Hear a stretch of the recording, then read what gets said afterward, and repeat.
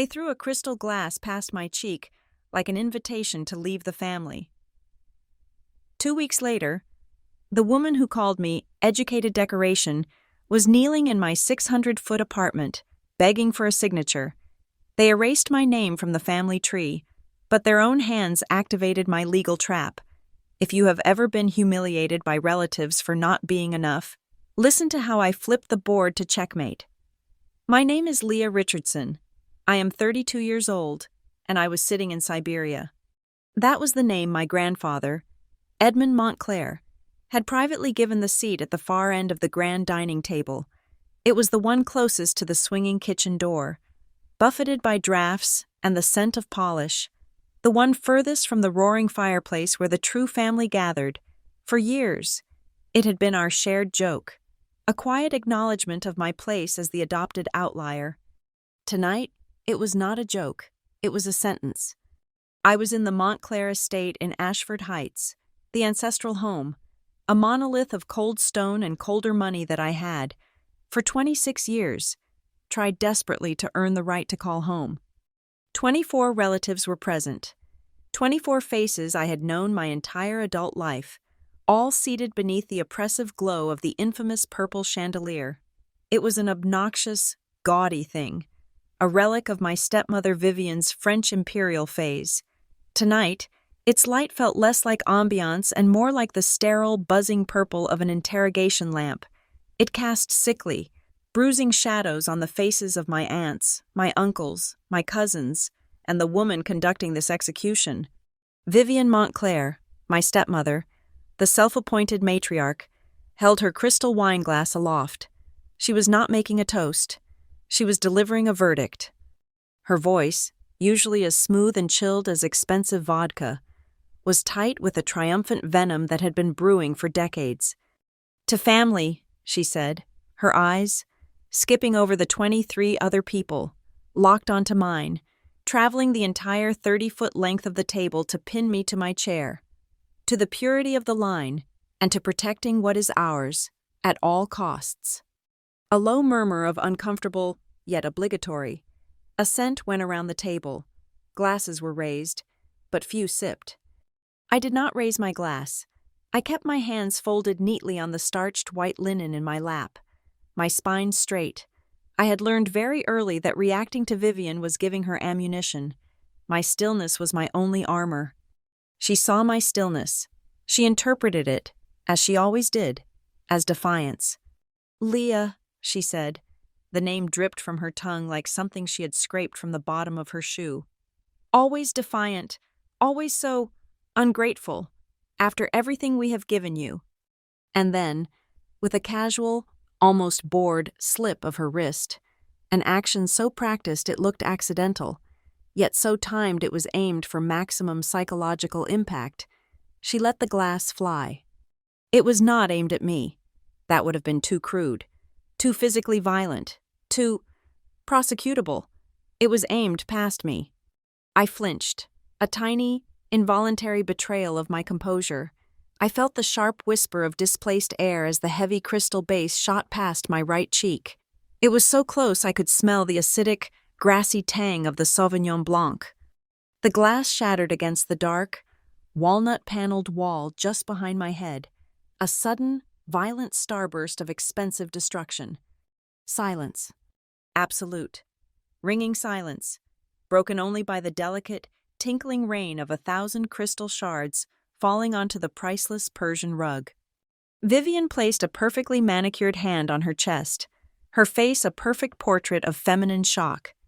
"Oh, dear me," she breathed. "How clumsy." No one moved. No one spoke. They just watched me. 24 pairs of eyes, waiting to see if I would cry, or scream, or bleed. I slowly, very slowly, turned my head from the glittering mess of shattered glass on the floor back to her. I met her gaze. Her mask of surprise vanished. It was replaced by the cold, flat, reptilian satisfaction of a predator that has successfully, and publicly, cornered its prey. "You were never family, Leah," she stated, her voice dropping to a boardroom chill. It carried perfectly down the length of the polished mahogany table. clear as a bell. You were a project, Edmund's little charity case, a stray he brought in because he was too sentimental. She took a delicate sip from her water goblet, her diamonds flashing a malevolent purple in the chandelier's light. From this night forward, you will cease using the Montclair name. It does not belong to you. It never did.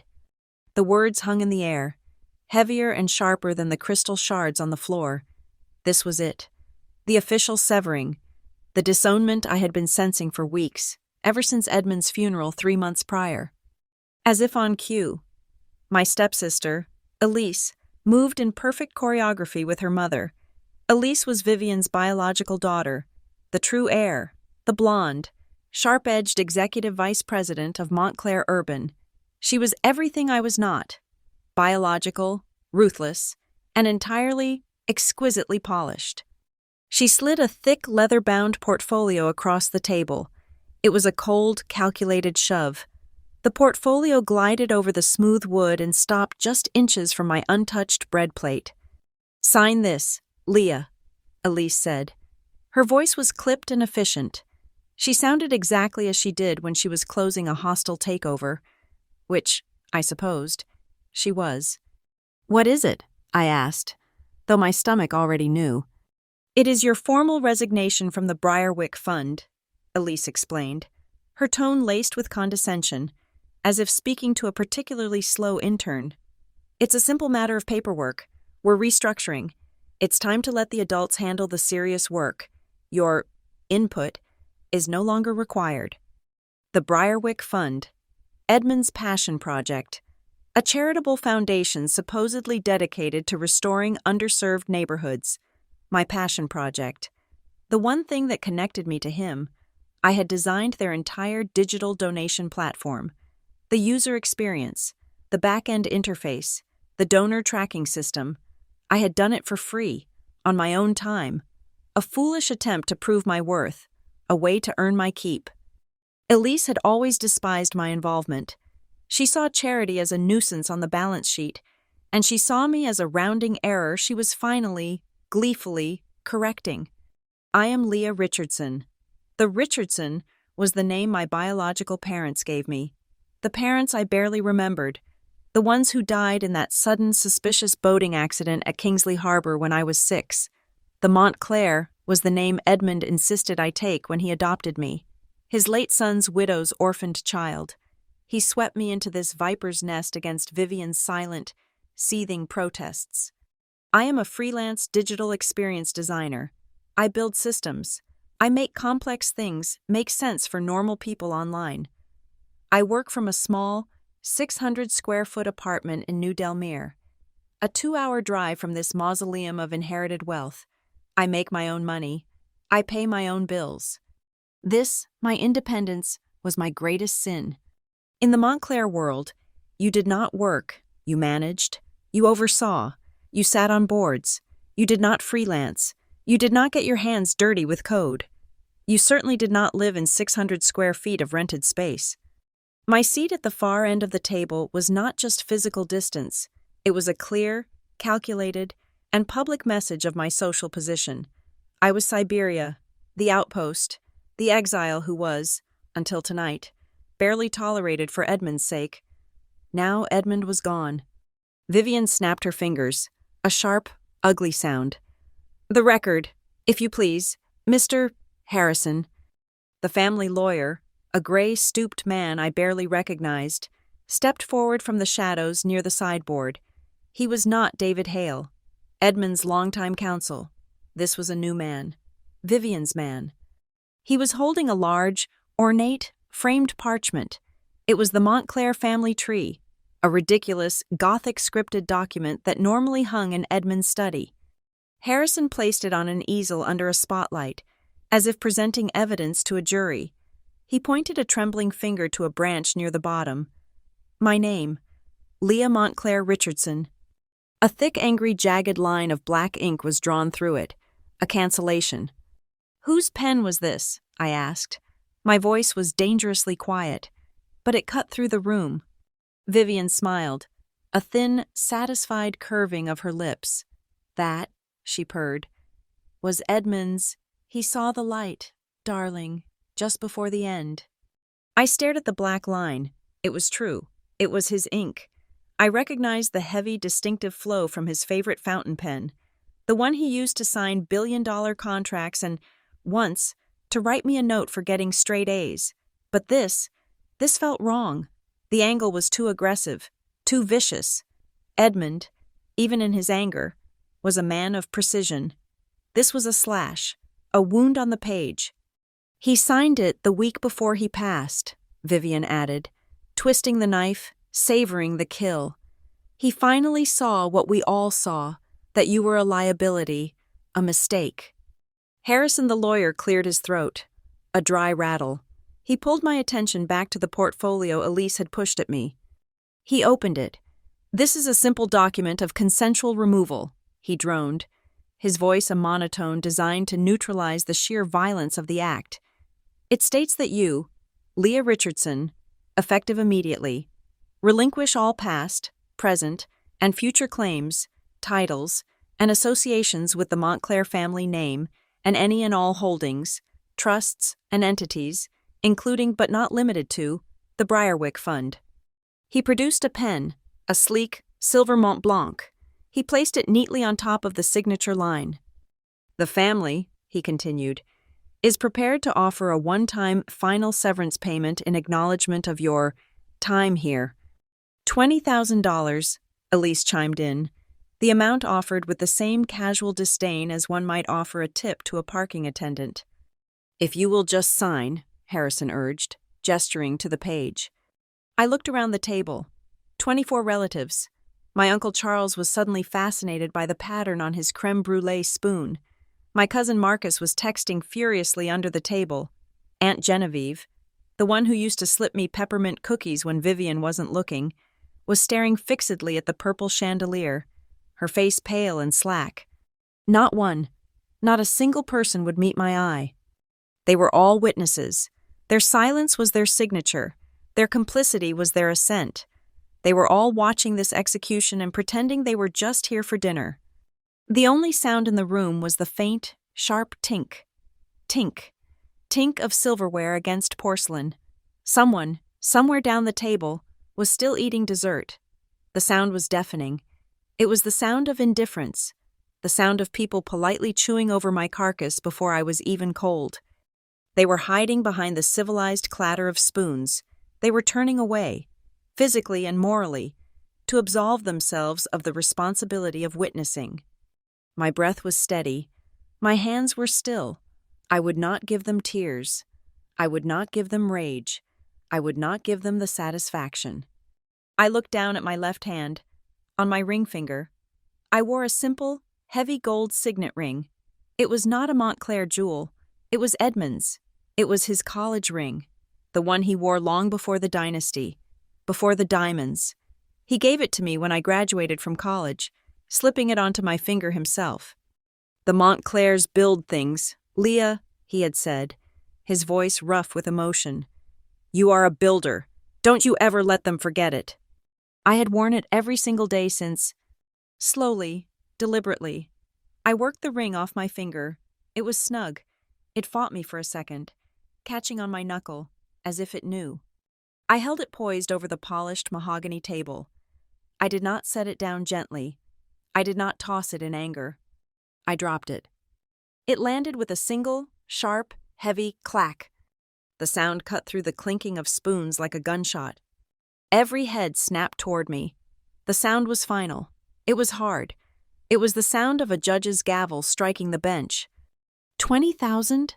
I said, my voice clear and cold, echoing in the sudden quiet. Keep it. You clearly need it more than I do. I pushed the unopened portfolio back toward Elise. I will not be signing this. You will, Vivian hissed, her composure cracking, her face flushing an ugly red. You have no choice. You are nothing. I always have a choice, I replied. I stood up. My chair scraped against the hardwood floor. Another violent, raw sound in the sterile, over-perfumed room. I pushed the chair in. I smoothed the front of my simple black dress. My heart was hammering so hard, I thought it might break a rib. but my hands were rock steady. As I pushed the chair in, my hand brushed the heavy floor-length damask tablecloth. My fingers grazed something small, stiff, and rectangular, hidden just beneath the overhang of the fabric. It had been placed precisely where my right hand would land if I stood up. A business card. I did not stop. I did not look down. My movements had to be fluid, seamless. I palmed it in one smooth, practiced motion, a magic trick I did not know I possessed until that very second. I turned and walked toward the grand entryway. I did not run. I walked. My footsteps echoed on the marble. "If you walk out that door, Leah, it is forever," Vivian shrieked, her voice finally losing its polished veneer. "You will be erased." I stopped at the threshold, my back to all of them. "You can keep the name," I said, without turning around. "I'll keep my conscience." I walked out. The heavy oak doors clicked shut behind me, the sound as final as a vault ceiling. I did not look at the card until I was in my beat-up sedan, the engine running, the iron gates of Ashford Heights shrinking in my rear-view mirror like the teeth of a closing trap. I opened my hand under the dim glow of the dashboard light. The card was thick, expensive, cream-colored stock, simple, embossed black letters. David Hale, attorney at law, private counsel. And scrawled on the back, in that familiar heavy-stroked ink from a fountain pen, ink that looked identical to the line crossing out my name, were 4 words. He knew. Wait for the call. 17B. It was not a slash of anger, it was a signal fire. The game was not over. It had just begun. The cold leather of my steering wheel bit into my palms. I had driven for 10 minutes, maybe 15, on autopilot, the manicured streets of Ashford Heights giving way to the anonymous hum of the freeway. I finally pulled over onto a dark gravel shoulder, the engine ticking in the sudden silence. My hand was cramped. I had to consciously uncurl my fingers to release the card David Hale had left me. He knew. Wait for the call. 17B. 17B. The number echoed in my head, unlocking a memory I hadn't touched in years. It was a memory scored with the smell of spun sugar and popcorn, a sharp, sweet counterpoint to the sour bile of humiliation rising in my throat. I was 6 years old when Edmund Montclair adopted me. My parents, the Richardsons, were gone, lost in a tragic accident at Kingsley Harbor. That was the official story. A sudden storm, a small boat, a terrible, unpredictable loss. But there were always whispers, whispers of calm seas, of a perfectly clear night, whispers that vanished the moment Edmund's lawyers got involved. I was his late son's stepdaughter, a tenuous link, but he claimed me as his own. Vivian had tolerated me with the frosty resignation one reserves for a piece of furniture they despise but cannot return. Elise, her daughter, had treated me as a rival for resources from day one. Only Edmund saw me. When I was 10, he pulled me out of the estate on a bright Saturday afternoon, bypassing Vivian's scheduled etiquette lessons. He drove me to the county fair in his pristine vintage Jaguar, a car he never let anyone else touch. We ate fried dough until we were sick.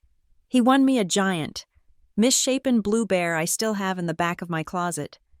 And then he insisted on the photo booth. "We must document the victory," he'd boomed, his laugh impossibly large. He, the titan of industry, Edmund Montclair, crammed his 6'2" frame into the tiny, rickety booth with a 10-year-old girl. Flash, flash, flash, flash. 4 pictures, 4 ridiculous, grainy, black and white squares. Me, grinning with a mouthful of sugar. Edmund, trying to cross his eyes and failing. Me, pretending to strangle him with the bear's arm. Edmund, in the last frame, suddenly serious, pulling me into a one-armed hug, his eyes looking directly into the lens with a fierce, profound sadness I was too young to understand. I still had that strip of photos. It was the only picture of us together that wasn't staged by a corporate photographer at a charity ball. I kept a high-resolution scan of it in my secure cloud drive. I pulled out my phone, my fingers flying. I bypassed my texts, my emails, and went straight to my encrypted files. I pulled up the image. There it was. I had looked at it 1,000 times, but I had never seen it. On the original print, worn and creased from 22 years of being my secret ballast, there was a faint impression, a ghost of text pressed into the glossy paper from something that had once been stacked on top of it. In my high-resolution scan, if you zoomed in and inverted the colors, you could just make it out. It was a stamp, a simple, embossed mark from a label maker, barely visible on the white border of the third frame. Safe Box 17B. I had always assumed it was a chemical flaw in the paper, a processing artifact from the old machine. I never connected it, until now, until David Hale, Edmund's most trusted, oldest, and most private counsel, slipped me a card with the exact same 3-character code. It was not a hint, it was a key, it was a map.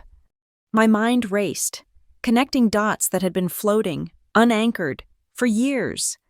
Charity is a perfect curtain, Leah. Vivian's voice slithered into my memory. This was from a few years ago, at a fundraising gala. I had made the mistake of suggesting a more transparent system for tracking donations, to show donors exactly where their money was going. Vivian had cornered me by the bar, her smile fixed, her eyes like chips of ice. "It is a stage," she'd continued, lowering her voice. "We provide the wealthy with a beautiful, comfortable way to feel good about themselves. They give us money. We give them absolution. That is the transaction. Do not ever dream of touching the real work. You do not have the stomach for it." The real work, I understood now. I had ignored her warning. I thought I could prove my worth, prove I was a Montclair, a builder. I spent 6 months of my own time, pulling all-nighters, to design and code the entire digital donation platform for the Briarwick Fund. I built it from the ground up, a seamless user experience, secure payment gateways, a back-end database that could track every single dollar. It was the best work I had ever done. I did it for free. I did it for Edmund. For a year, it worked. Donations tripled. My name was on the About page, listed under Digital Architecture, Leah Montclair Richardson. Then, 3 months ago, Edmund died. 2 weeks after the funeral, I logged in to run a routine diagnostic. My access was denied. I called the IT department. They were polite, but firm. "Mrs. Montclair has consolidated all administrative privileges under her direct supervision." I checked the public-facing site. I clicked on the About page. My name was gone. Not just my name. The entire digital architecture credit had been deleted, wiped clean, as if the platform had simply willed itself into existence. It was a premonition of the dinner, a digital disownment preceding the physical one. The ultimate erasure had been at the funeral itself. I searched the 8-page, glossy program for my name. It was not with the family. It was not with the grandchildren.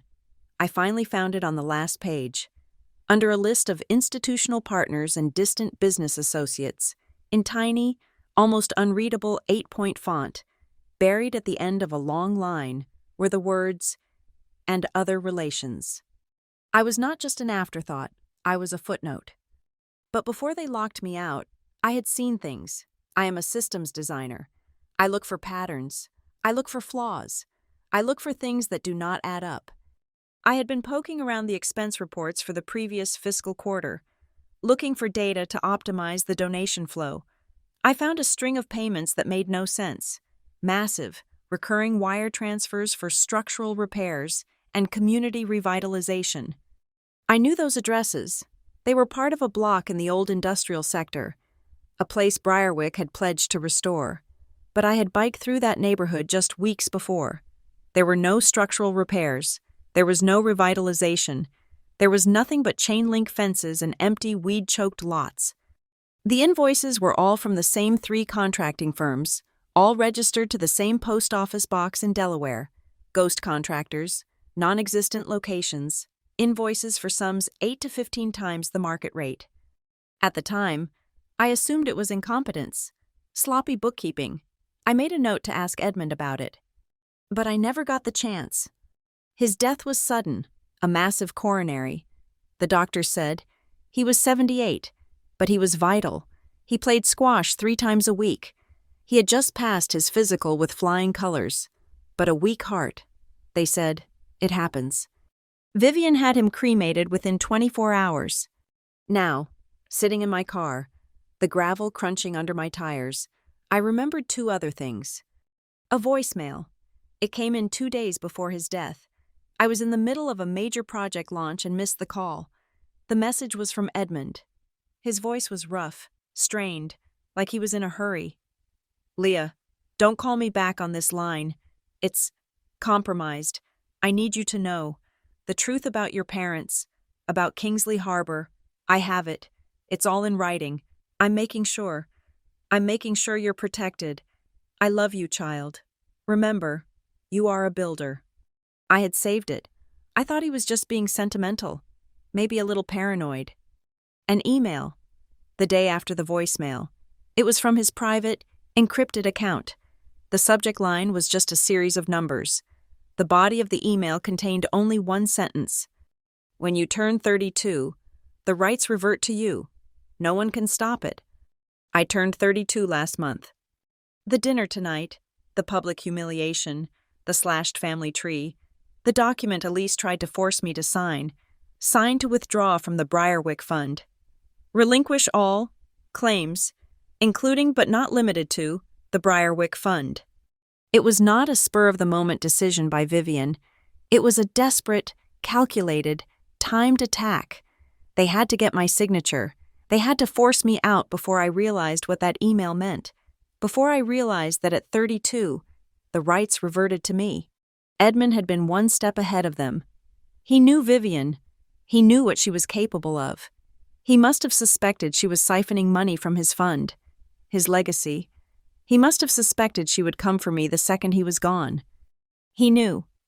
He must have moved a certified copy of his real will, the one that outlined my rights, to a safe place, a place outside the estate, a place only I could find, and only his most trusted lawyer could access. David Hale, Safe Box 17B, the slash through my name on the family tree. It wasn't Edmund's betrayal, it was Vivian's. She'd used his pen. Yes, probably stolen from his desk after he died, to stage a final, theatrical insult. But the real message, the one that mattered, was the one he had hidden for me. The one on the photo strip, the one on the lawyer's card. I put my car in gear. I was no longer in exile. I was not in other relations. I was the legal successor. And I had the key. David Hale's card was a physical weight in my pocket. He knew. Wait for the call. 17B. I did not wait. I could not wait. To wait was to let Vivian set the terms of engagement. The dinner had been her opening salvo, an attempt to shock me into submission. But she had miscalculated. She thought I was a sentimental artist. She forgot I was a systems analyst. She had shown me her move. Now I would analyze the entire game. I drove back to New Delmere, the 2-hour drive shrinking in a haze of adrenaline and fury. I did not go to my apartment. I went to my sanctuary, my real office, the daily grind. A 24-hour coffee shop bathed in the aggressive fluorescence of cheap electricity, smelling of burnt beans and industrial cleaner. It was the antithesis of Ashford Heights. It was where I did my best work. I claimed a corner booth, plugged in my laptop, and ordered my usual, a large black coffee. The caffeine hit my bloodstream, sharpening the edges of my exhaustion. I had the key, 17B. I had the motive, the attempted, forced signing. I had the suspicion, the ghost invoices. Now I needed the evidence. I was digging through the encrypted backup of the Briarwick files I had created before Elise locked me out, cross-referencing the project codes for the non-existent repairs, when the sound cut through my concentration. It was laughter, brittle, superior, and laced with the specific, self-congratulatory tone of the wealthy performing charity. Honestly, the work we're doing is it's angelic. We are angels. We really are. I looked up. 2 women stood at the pickup counter, waiting for their elaborate, milky drinks. I recognized them instantly. They were from the Briarwick Junior Committee. Vivian's Angels, Edmund used to call them, his voice dripping with sarcasm. They were clad in identical, expensive athleisure, their hair in perfect, post-Pilates buns. I know, the second one agreed, adjusting the strap of her $1,000 bag. And Vivian is a saint. She just trusts us. The budgets are so generous. She said the Restoration Board approved the latest overages for the Kingsley Harbor project without a single question. My fingers froze on the keyboard. Kingsley Harbor, the place my parents died, the place Vivian was supposedly revitalizing in their honor. The first woman leaned in, her voice dropping to a conspiratorial whisper, still loud enough to carry over the hiss of the steam wand. Did you see the last wire transfer for that? I mean, it was almost 8 times the original quote, but, soil remediation and historical preservation bylaws, it's a nightmare. The second one laughed, a sharp ha. Please, it's the invisible renovation. Darling, that is what my husband calls it. You pay for the invoice, and poof, the work just vanishes. It's magic. And the contractors are just ghosts, the first one added. They are so efficient, no messy paperwork, no long meetings. They just bill. Invisible renovation, ghost contractor, 8 times. My hand, moving on pure instinct, slid my phone from my pocket. I kept it low, below the table line. I unlocked it with my thumb, navigated to the voice memo app, and pressed record. The barista placed 2 large cups on the counter. Double shot, non-fat, extra foam latte for Amanda, caramel macchiato, upside down, soy, for Bree.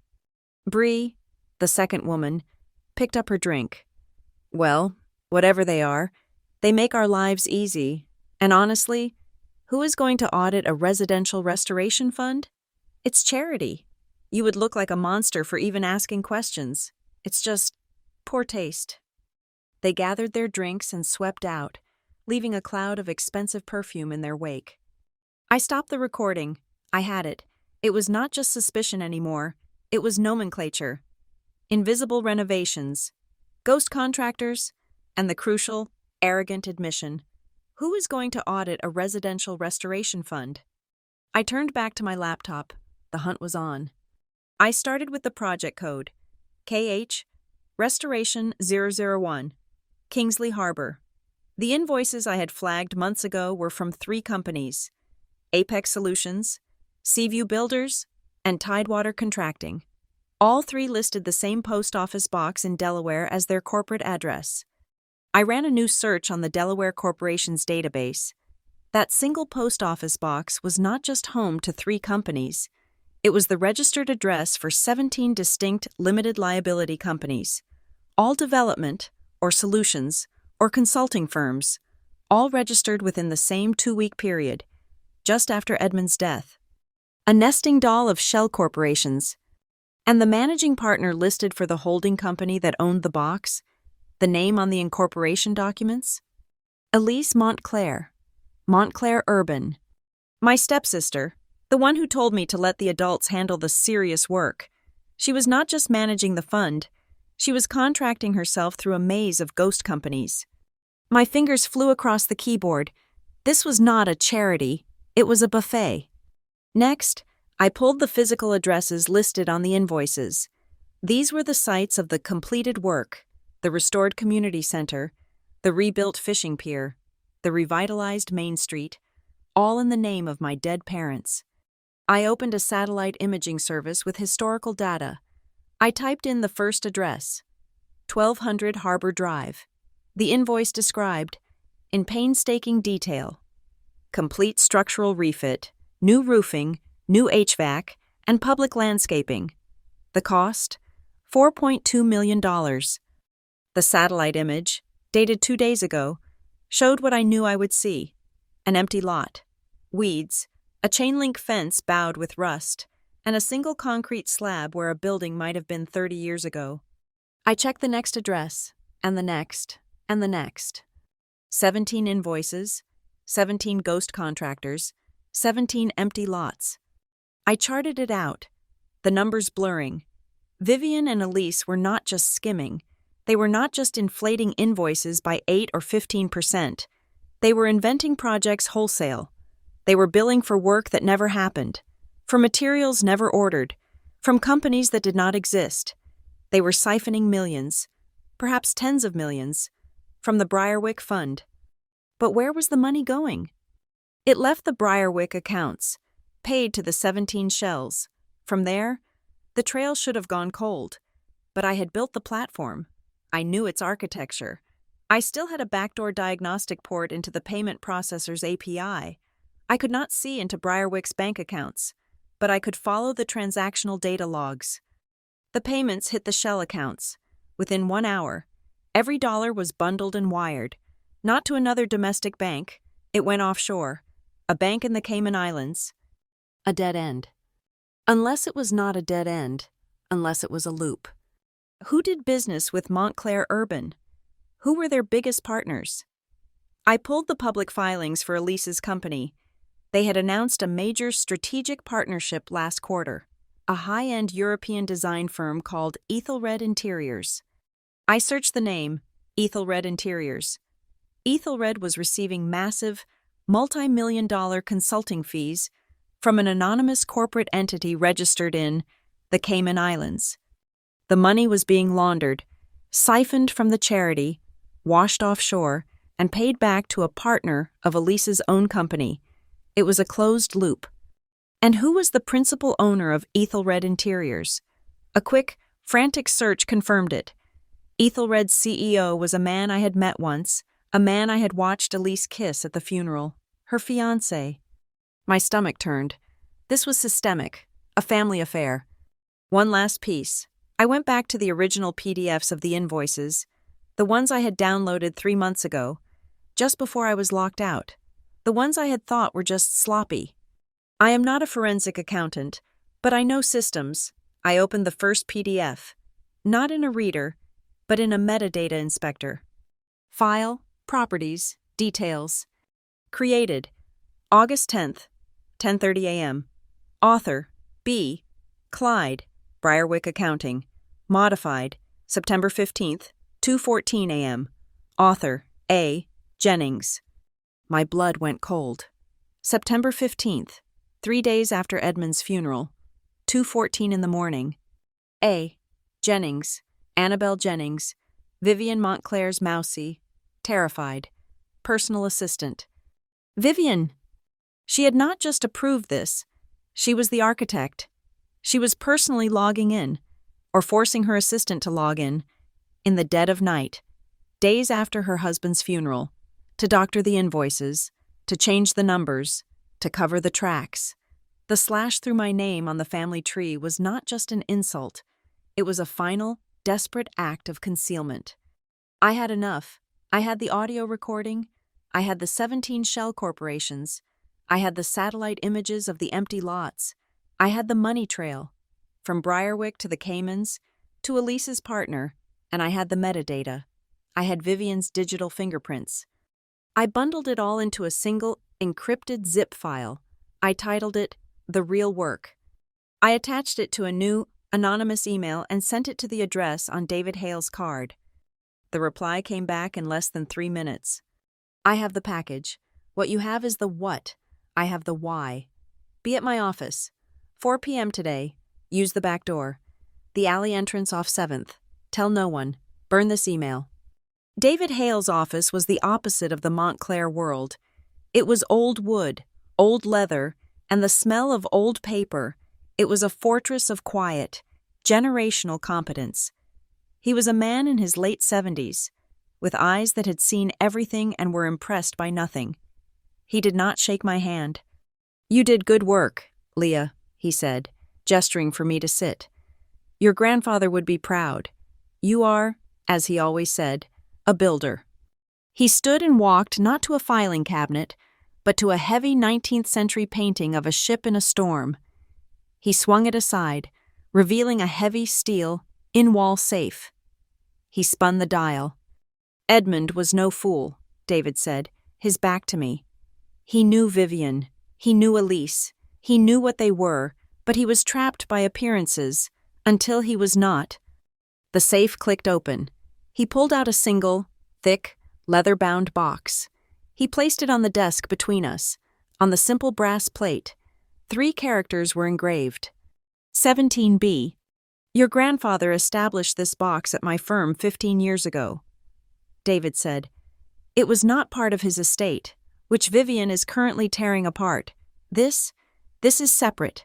Its existence was known only to him and to me. Its instructions were precise. To be opened by you, in my presence, upon receiving a signal from you that you understood the threat. Your email this afternoon was that signal. He unlocked the box. Inside, there were 2 items, a thick vellum document, bound in blue ribbon, and a single, black USB drive. This, David said, placing the document before me, is the original, executed, and notarized last will and testament of Edmund Montclair, pertaining solely and exclusively to the Briarwick Fund. He untied the ribbon.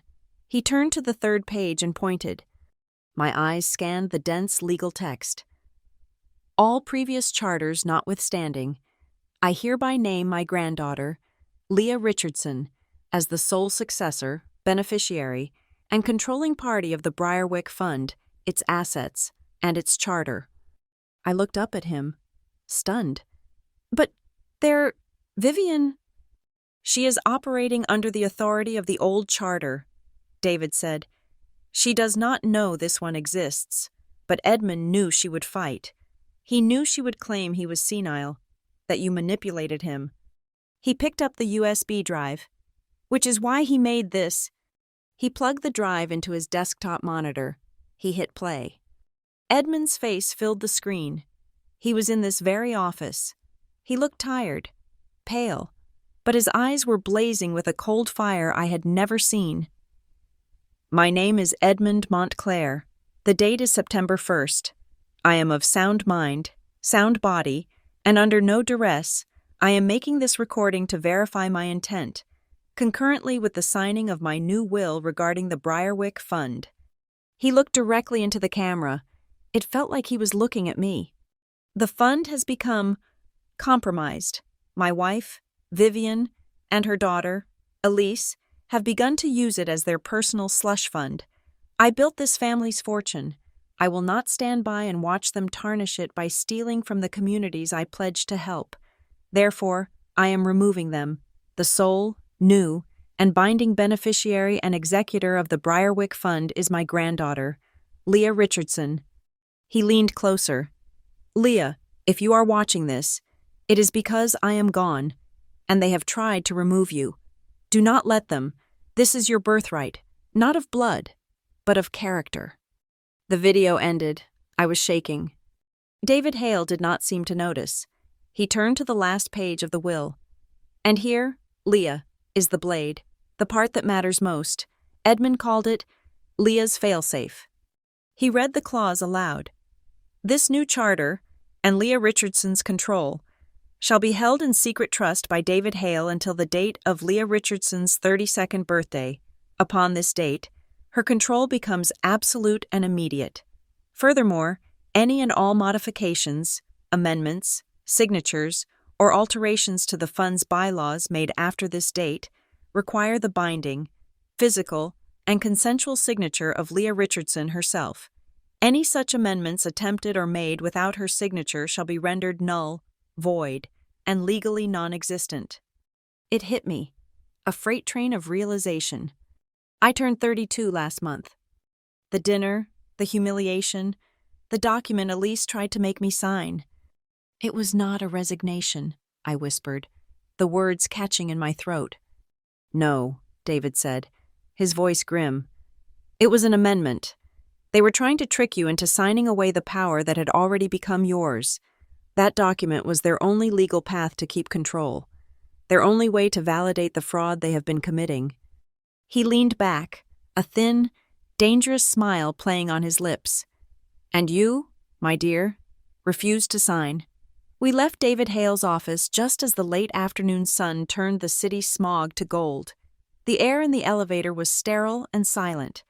I was clutching the original will and the USB drive, now stored in my own encrypted carry case, as if they were a live electrical wire. My mind was still trying to process the fail-safe clause. The fact that my refusal to sign at dinner was not an act of defiance, but the single, critical act of preservation. I had been holding the winning hand for a month and never even knew it. David Hale did not celebrate. He was not a man given to high fives or backslapping. He was a man of procedure. As we reached the lobby, he pressed the button for the parking garage.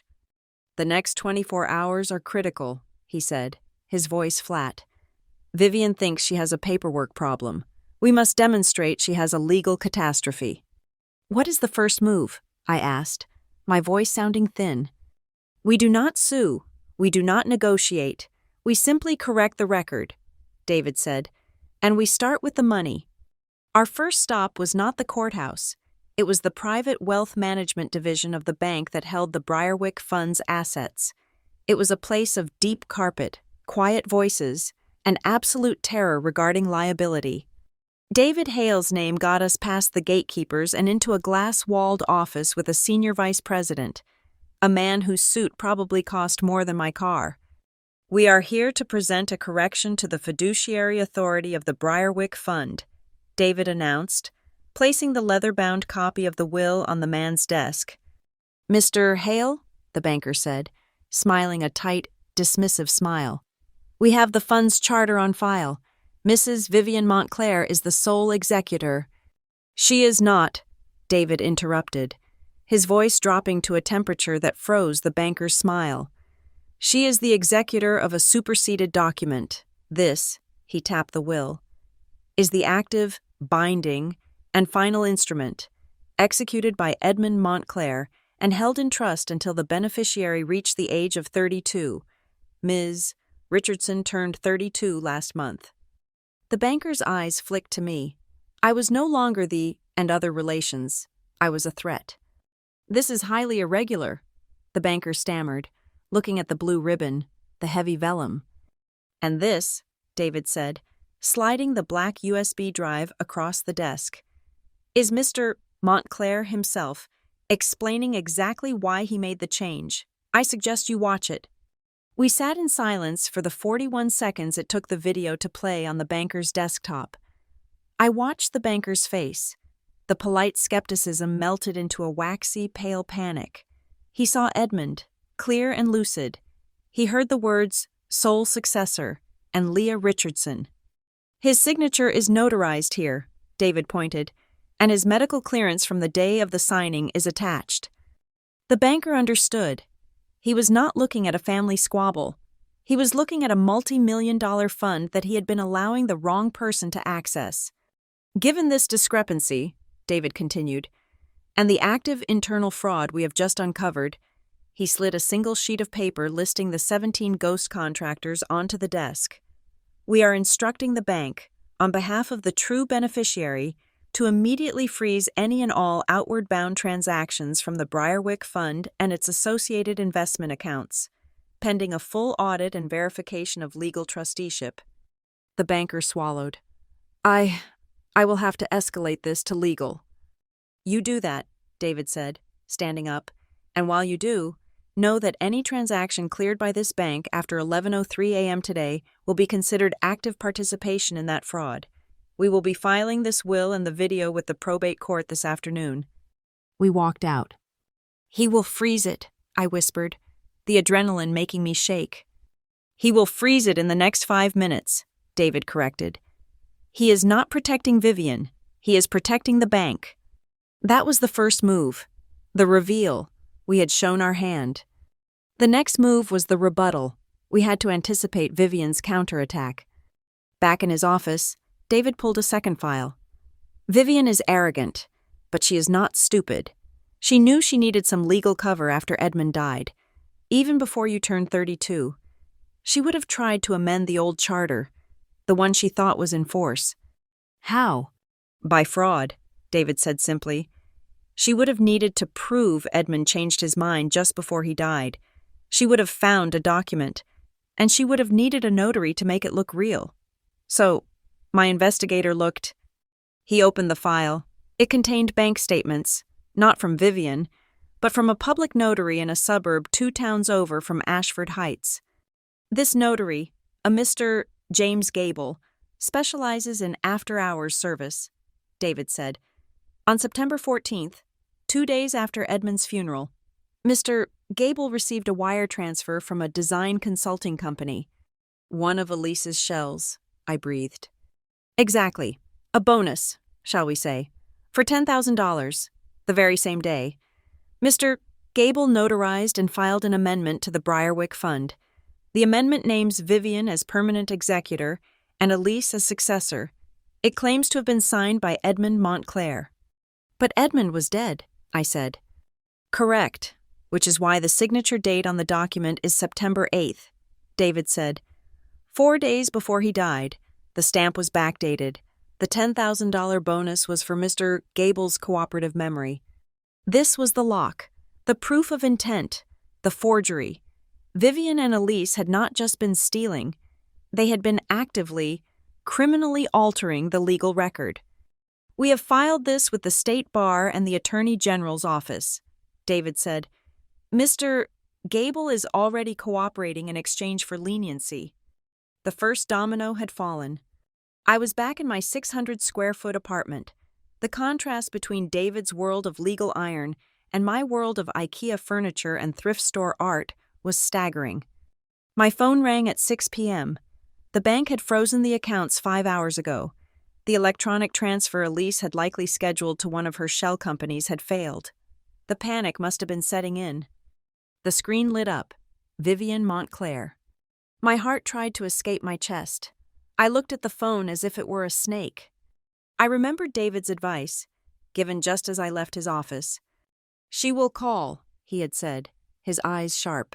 She does not know that we know about the fraud. She only knows the bank account is frozen and that the bank mentioned your name. She will switch tactics. She will abandon the disowned narrative and pivot to confused family. She will try to get you to a table, alone. What do? I had asked. You let her. She is going to try and get your signature on a new document, a document that fixes her problem, a document that retroactively approves her authority. That makes the freeze go away.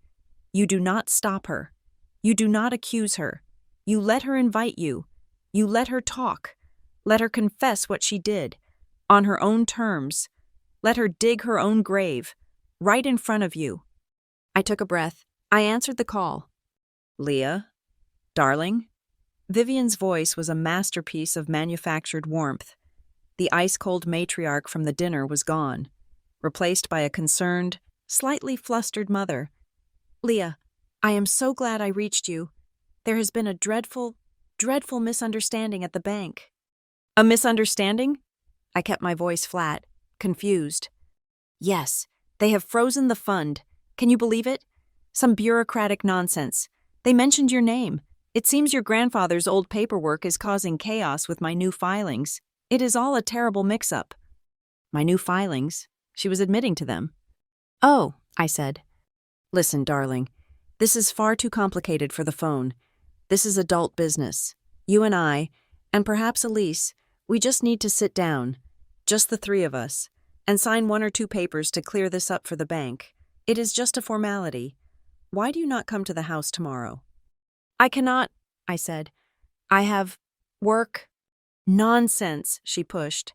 Then we will come to you. We will come to your little apartment. It will be cozy. We will bring the papers. We will all sign. And this mess will be over.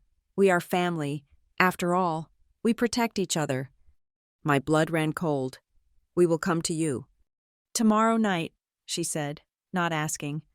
7 p.m. She hung up. The hook was set. I immediately began to prepare. This was my apartment, my 600 square feet, my rules, my territory. First, I had to neutralize their counterattack. I am a UX designer. I knew what they would claim.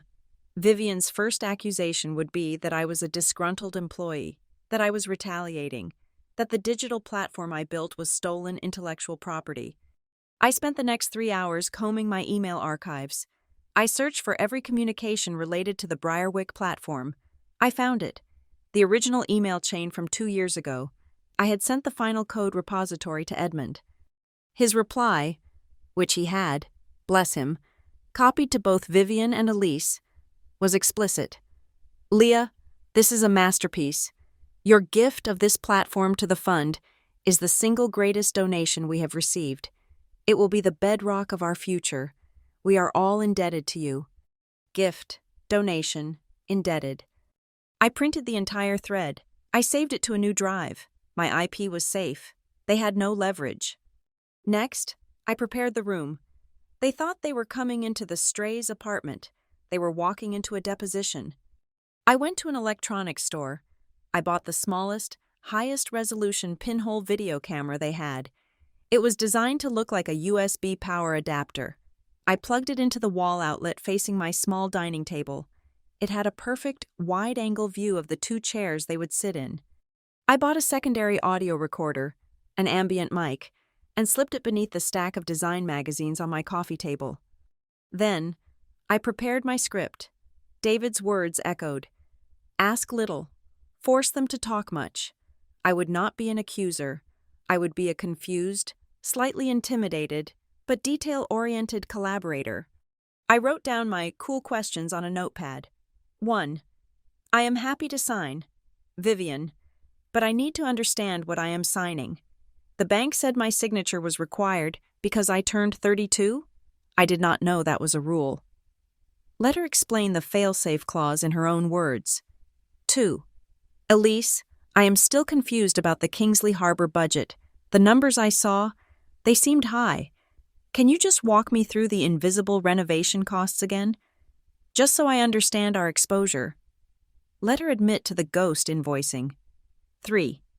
Vivian, the bank mentioned an amendment filed in September, right after the funeral. I do not remember seeing that.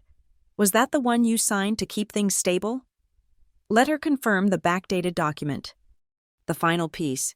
This was bigger than just me, bigger than the money. It was criminal. David Hale had one more call to make. The next morning, we met with a woman who inspired more terror than Vivian Montclair ever could. She did not wear designer clothes. She wore a perfectly pressed, functional, government-issue suit. Agent Mira Cole, she said, introducing herself. Federal Financial Crimes Task Force. Her handshake was brief and strong. We were in a neutral, soundproof conference room at David's firm. We gave her everything.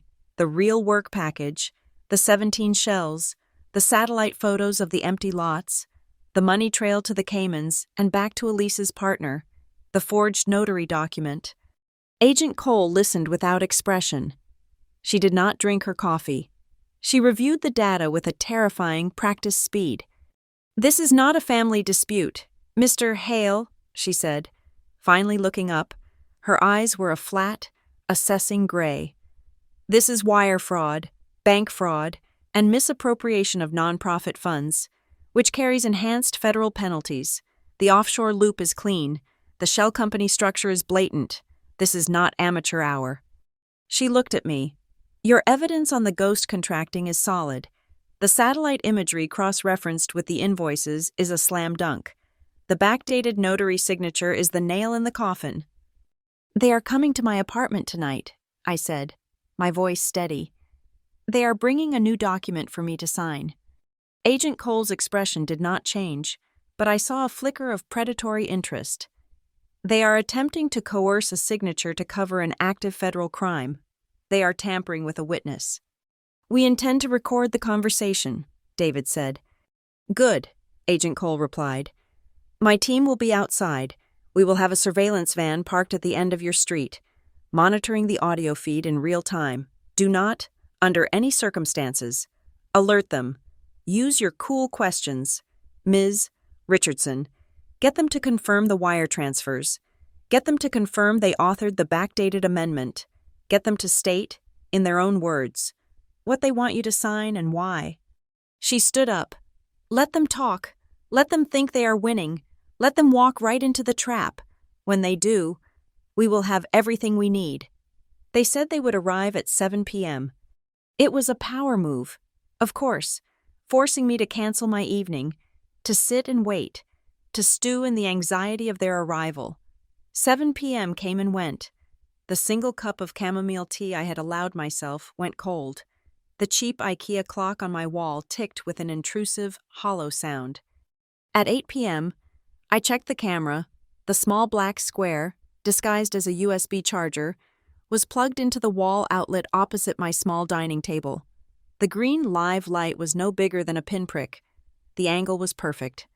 At 9 p.m., I checked the audio recorder tucked beneath a stack of heavy art books on the coffee table. The battery was full. At 10 p.m., I stopped waiting. I sat on my thrift store sofa and opened my laptop, forcing myself to review the code for a freelance client's website. Work, the thing that was real, the thing that had saved me.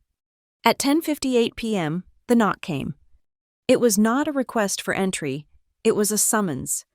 3 sharp, impatient raps that vibrated through the thin particle board of my door. I took one, deep, steadying breath. I walked to the door and looked through the peephole. Vivian. I opened the door. She stood there, a vision of displaced fury. The hallway's fluorescent light was unkind, catching the slight, greasy smudge of mascara under her left eye. She was rattled. She was not sleeping. Good. Her eyes flicked down. First, to the $1 welcome mat I had bought at a discount store. Her lip curled in a tiny, involuntary sneer. Then her gaze traveled up, taking in my simple black t-shirt, my worn jeans, my bare feet. She clutched her Hermes Birkin bag, a $40,000 piece of leather, like a shield. It was the physical manifestation of the gulf between us. "Leah," she said. Her voice was sandpaper. "Are you going to let me in?" I stepped aside. She entered my 600-square-foot world. It was the first time she had ever set foot in my apartment. I watched her conduct a silent, brutal inventory. Her gaze swept over the IKEA bookshelf, the second-hand armchair I had reupholstered myself, the framed prints I had bought at a street fair. It was a look of profound, scathing pity. This, her expression screamed, is what you get for defying us. This is what nothing looks like. "My goodness," she breathed, not trying to hide her disgust. "It is even more quaint than I imagined." "Please, sit," I said, gesturing to the 2 simple wooden chairs at my tiny dining table. She remained standing. "I am not here for tea. Leah, your little stunt at the bank has caused a significant problem. You have frozen Edmund's legacy." "I did not freeze it," I said, my voice quiet. "The bank did, when they saw Edmund's actual will." Vivian's face flushed. "A technicality, a piece of paper from a sentimental old fool who was losing his mind, a document that means nothing." "It seemed to mean something to the bank," I said. The door was still open. Elise swept in, not bothering to knock. She was all business. Her blonde hair pulled back in a severe, corporate knot. She was carrying a thick, leather portfolio. "Mother, stop arguing with her," Elise snapped, brushing past Vivian. She dropped the portfolio onto my table with a heavy thud. She did not look at my apartment. She refused to acknowledge it. She just looked at me. "Leah, you have been incredibly, monumentally stupid. You have triggered a legal review that is inconvenient for everyone." She sat down.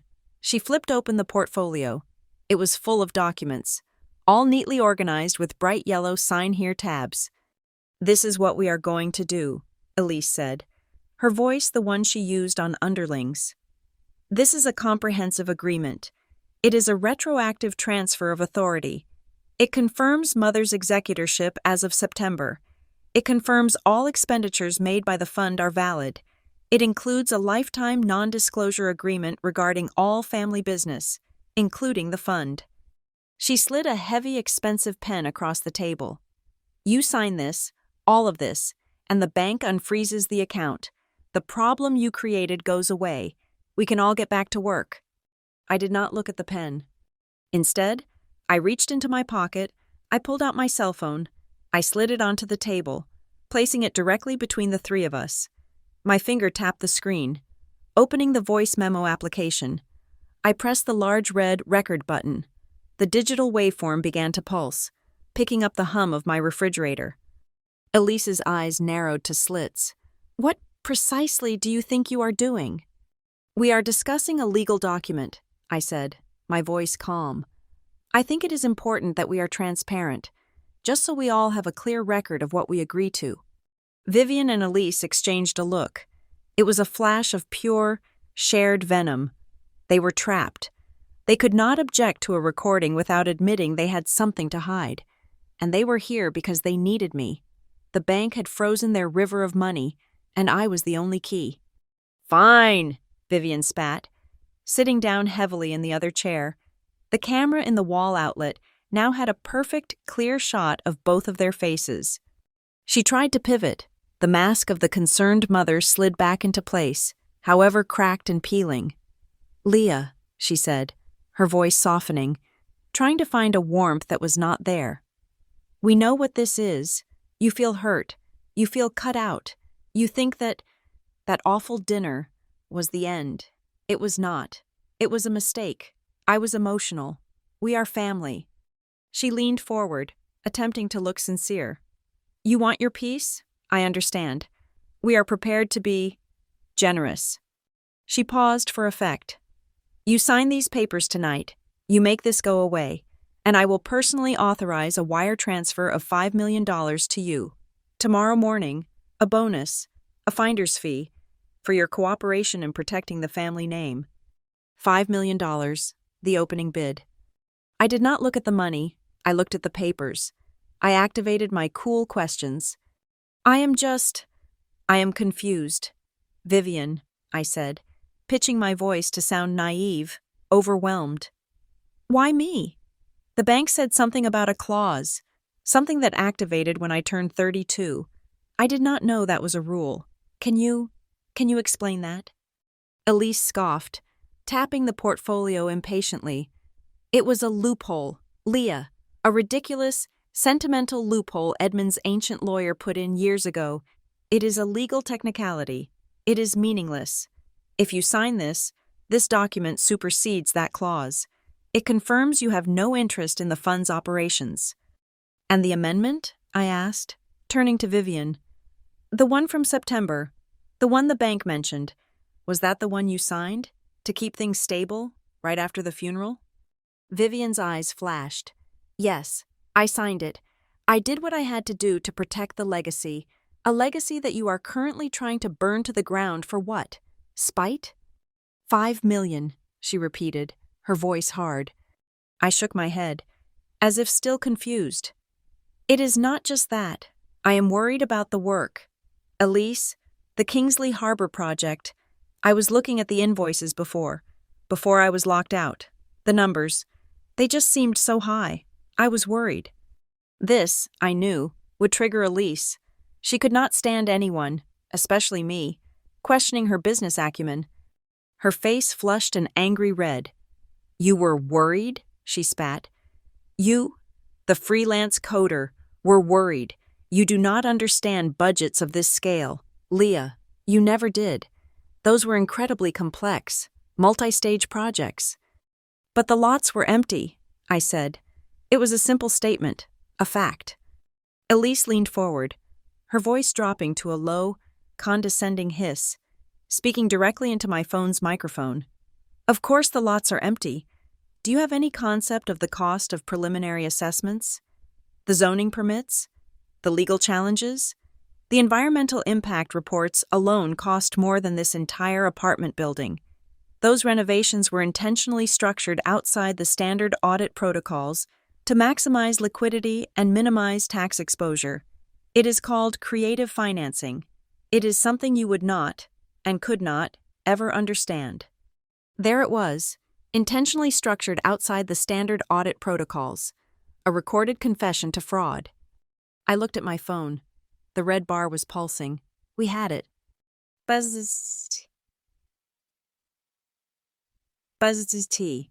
A phone vibrated against the table. It was not mine. It was Elise's. She glanced down at the screen. The blood drained from her face. It was not a gradual paling. It was a sudden, violent absence of color, leaving her skin a waxy, translucent gray. She had just received the text, the one from her lawyer, or the bank's legal department, reacting to David Hale's filings. The one that said, "Account frozen. Legal hold pending criminal investigation." The one that told her this was not a misunderstanding she could fix with my signature. She looked at Vivian. It was a sharp, terrified, animalistic glance. The power in the room did not just shift, it shattered, and all the pieces fell at my feet. I followed David Hale's advice. I said nothing. The silence in my tiny apartment was absolute. The only sound was the refrigerator hum and the almost inaudible whir of the hidden camera. I let the silence stretch. I let them sit in it, let them panic. Vivian saw the look on her daughter's face. She did not understand the text, but she understood the terror. The concerned mother vanished. The business negotiator vanished. This was pure cornered desperation. 10 million, she snapped, her voice too loud for the small room. Right now, $10 million. You sign that paper. You tell the bank it was a mistake. We will transfer it tonight. You never have to work again. You can buy 10 of these boxes. Mother, Elise whispered, her voice trembling. The text. Harrison says, "Shut up, Elise!" Vivian slammed her hand on my table. "Leah, this is your last chance. 15 million. That is it. That is the final offer. Take the money, you ungrateful, stupid stray. Do you hear me? $15 million. She was on her feet now, looming. She was trying the emotional leverage again. I raised you. I let you live in my house. I gave you the Montclair name. You owe me this. You owe us. Knock, knock, knock. The sound was so loud, so unexpected, it made all three of us jump. Vivian looked enraged, wheeling on the door as if she would attack it. "Who is that?" she hissed. "I do not know," I said. I got up, my heart hammering from the abruptness of it. I walked to the door and looked through the peephole. A young man in a baseball cap, holding a stack of pizzas. I opened the door. Just a crack. Pizza delivery for Mark?" he asked, looking at his receipt. "Sorry," I said. "You have the wrong apartment." "Oh, cool." He turned and left. I closed the door. I locked the deadbolt. The interruption, so mundane, so perfectly normal, had shattered the intense, theatrical bubble of the bribe. The spell was broken. The confrontation had collapsed. Elise was on her feet, grabbing her coat, stuffing her phone into her pocket. The text message had truly terrified her. "Mother, we are leaving. This was a mistake. We need to call Harrison. Now." "We are not leaving without that signature," Vivian shouted, her voice breaking. "It is too late," Elise shrieked back, her corporate composure finally completely gone. "Do you not understand? The bank is citing her as the full authority. We cannot just fix this with a signature, not after the restructuring was already publicly announced." She had done it. The second, fatal admission.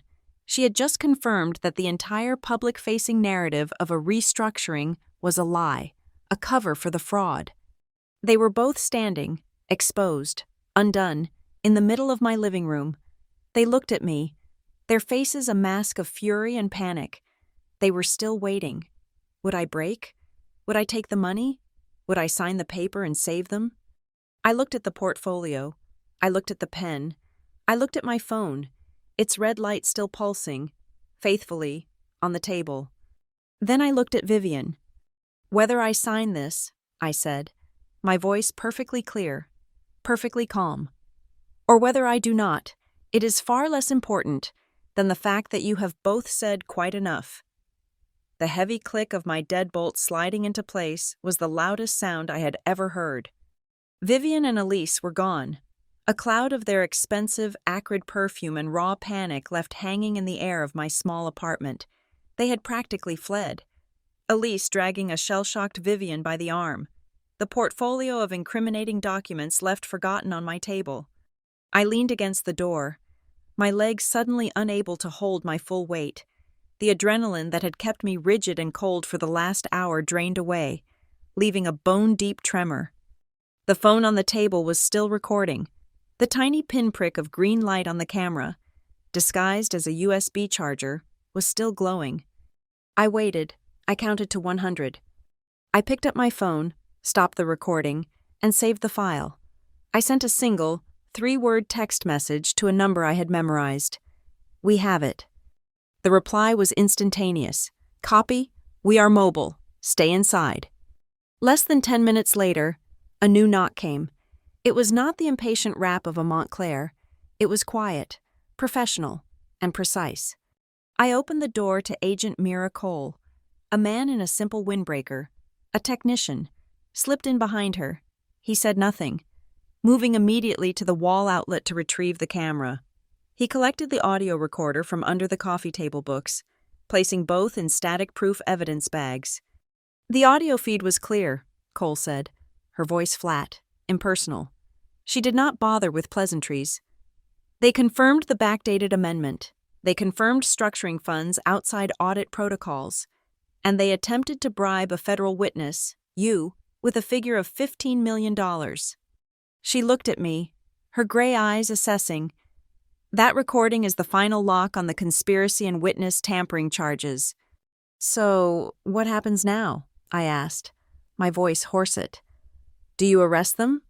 "Not yet."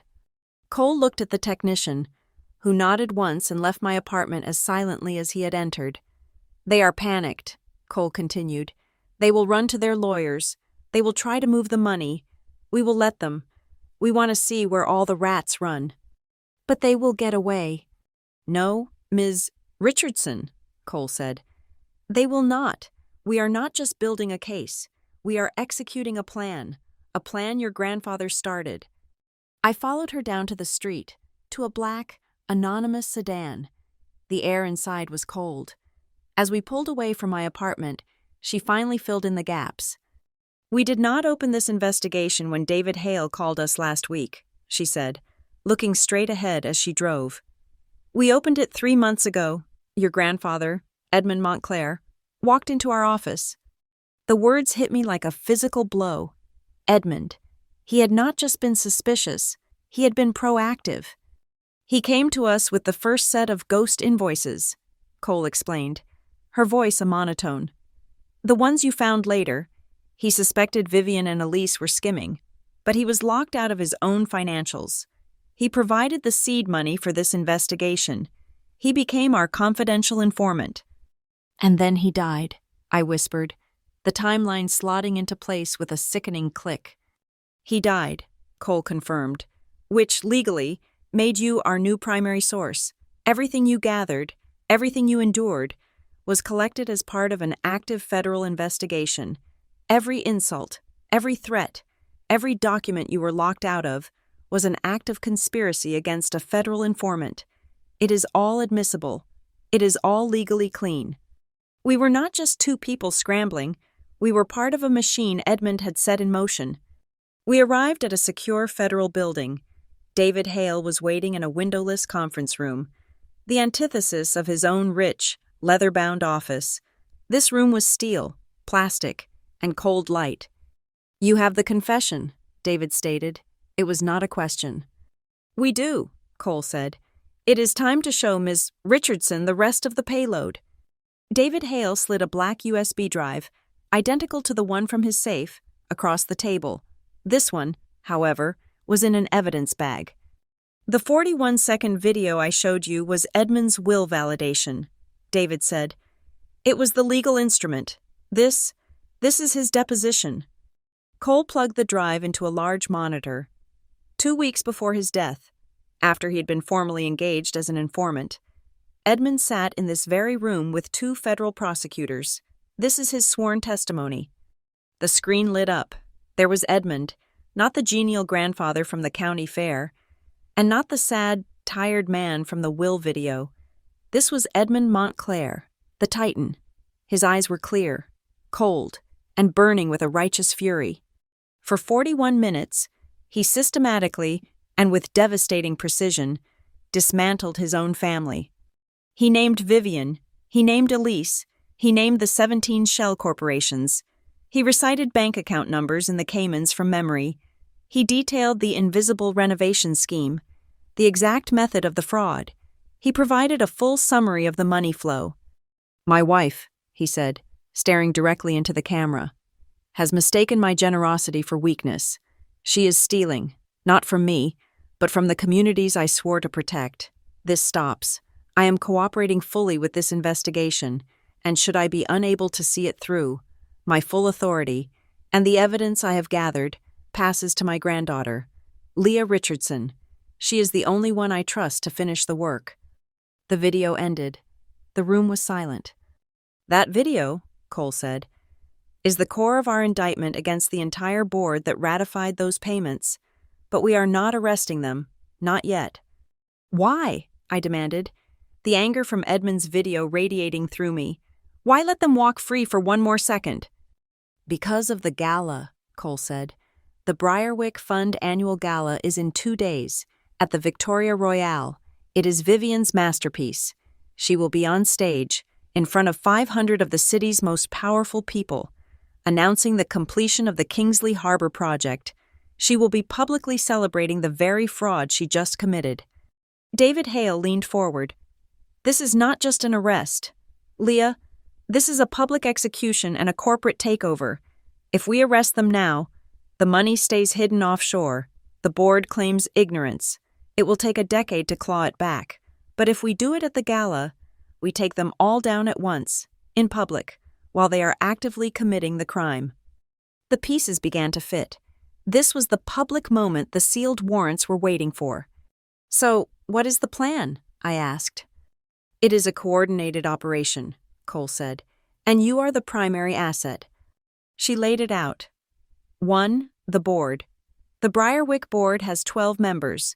Vivian and Elise control the majority, but 3 of them were Edmund's original appointments. They are terrified of Vivian. But David has already approached them with the sealed warrants. They have seen the 41-minute video. They are ready to flip. They will be in the audience, and they are prepared to vote, publicly, when we give the signal. 2. The room, David added. Elise's fiancé is on the board of the Victoria Royale. Their security will answer to her. Therefore, I have hired an independent executive protection team. They are bonded. They are armed. They will secure the audiovisual room and all exits. They answer only to me, and by extension, to you, as the legal beneficiary. 3. The audience, Cole said. My team cannot walk in with FBI windbreakers. 12 of my agents, including myself, will be undercover in the ballroom. We will be posing as high-value donors.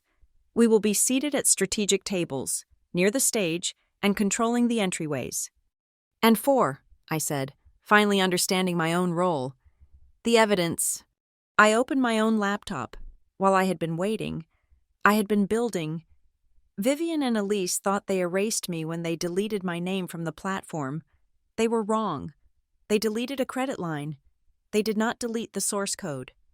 I launched the program. A clean, elegant, and terrifyingly simple user interface filled the screen. This is the Briarwick Transparency Dashboard, I said. I built it over the last week. It is not a PowerPoint. It is a live, data-driven visualization of the entire fraud. It cross-references every ghost invoice with satellite imagery of the empty lots. It animates the flow of money, from the fund, to the 17 shell companies, to the Caymans, and back to Elise's partner's firm. I clicked a button. The Kingsley Harbor map appeared. I clicked a red pin. The $2 million invoice for a non-existent building appeared on one side. The satellite photo of the empty, weed-choked lot appeared on the other. This is the weapon, I said. And we have contingencies, David added. The moment Vivian steps on that stage, our team takes the AV room. We will plug this dashboard directly into the main projectors. If they manage to cut the HDMI cable, the dashboard is cloud-based and mirrored on 3 servers. It will auto-stream to a secondary projector. If they cut the power to the projectors, Agent Cole's 12 agents will simultaneously airdrop a public link to the dashboard to every phone in that ballroom. The trap was set. It was comprehensive. Finally, David said, the media strategy. There will be no emotional press conferences, no tearful interviews. When the arrests are made, we do not speak. We release this." He pointed to my screen. "We release the data. We release the 41-minute deposition. We release the numbers. The story is not, 'Orphaned girl gets revenge.' The story is, 'Corruption exposed by radical transparency.' We will let the facts speak for themselves." I looked at the faces in the room. David, the legal lion, Cole, the federal hammer, and me, the builder. We were not just allies in the shadows. We were the executors of Edmund's final, brilliant, and ruthless will. The Victoria Royale Grand Ballroom was not a room. It was an exercise in oppressive wealth. It was a cavern of gold leaf, antique marble, and crystal chandeliers so large they seemed to bend the light around them. 500 of the city's most powerful and influential people were there, a shimmering, murmuring sea of tuxedos and designer gowns. In the center of the room, a literal tower of champagne glasses, stacked 12 feet high, glittered under the lights, a monument to the very excess Vivian had perfected. This was her throne room. This was the pinnacle of her power. I stood outside the grand, double oak doors, David Hale at my side. My heart was not hammering. It was cold. It was a piece of machinery, waiting for the signal to engage. Inside, I knew Agent Mira Cole and her 11 other donors were already seated at their tables, invisible, watching. The lights in the ballroom dimmed. The dull roar of 500 conversations faded into an expectant hush. A single, soft, forgiving spotlight hit the main stage. Vivian Montclair emerged. She was wearing a custom-made, floor-length crimson gown, the color of power, the color of blood. She looked magnificent. She looked every inch the grieving, courageous widow, the powerful matriarch, the saint of philanthropy. She glided to the podium, and the applause was thunderous, deafening. "Thank you," she began, her voice perfectly modulated, resonating with a practiced, false humility. "Thank you all. My friends, my colleagues, tonight, we do not just celebrate a year of giving, we celebrate a new era for the Briarwick Fund." She smiled, a sad, brave smile that had been rehearsed for weeks. "My late, beloved husband, Edmund, had a dream. His dream was to restore the forgotten, to give back to the communities that this family was built upon. Tonight, I am so proud to announce that we have fulfilled his greatest wish." The room was rapt.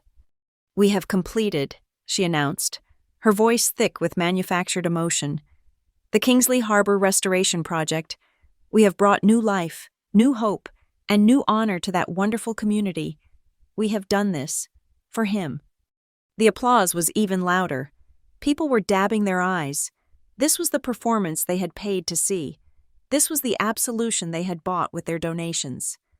"And now," she concluded, her hands sweeping over the adoring crowd, "as we move forward into this new, brighter future, together."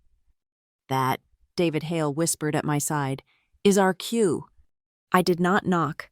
I pushed the grand oak doors open. They were heavy, and they swung open with a silent, ominous grace.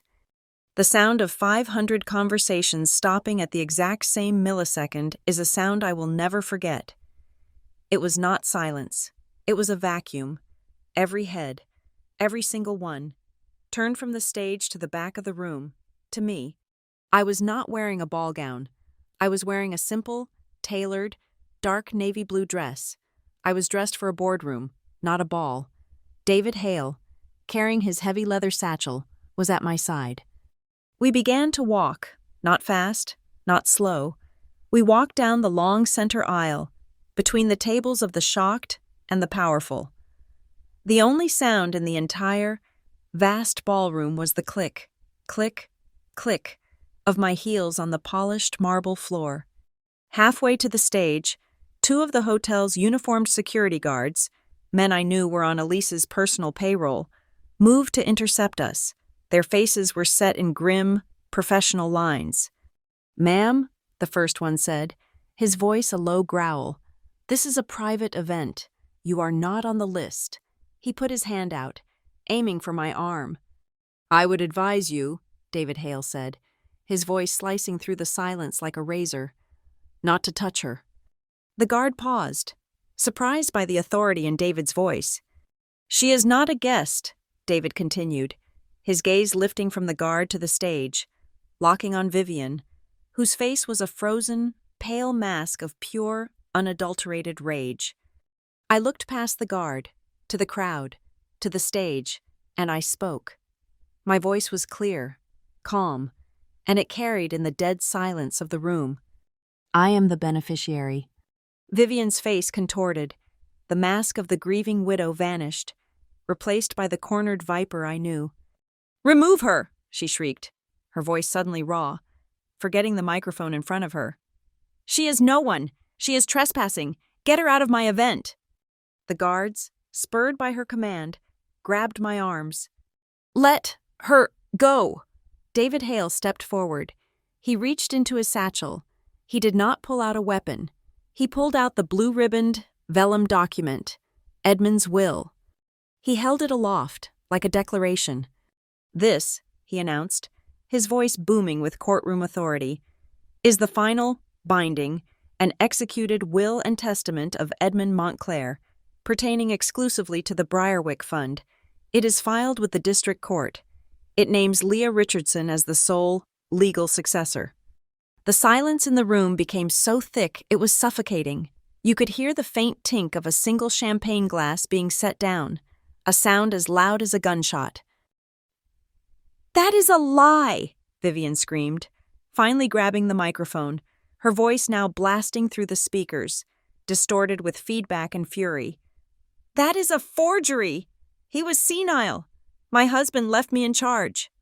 Elise, her face a sheet of waxy, white terror, was on her phone, whispering furiously, "Security!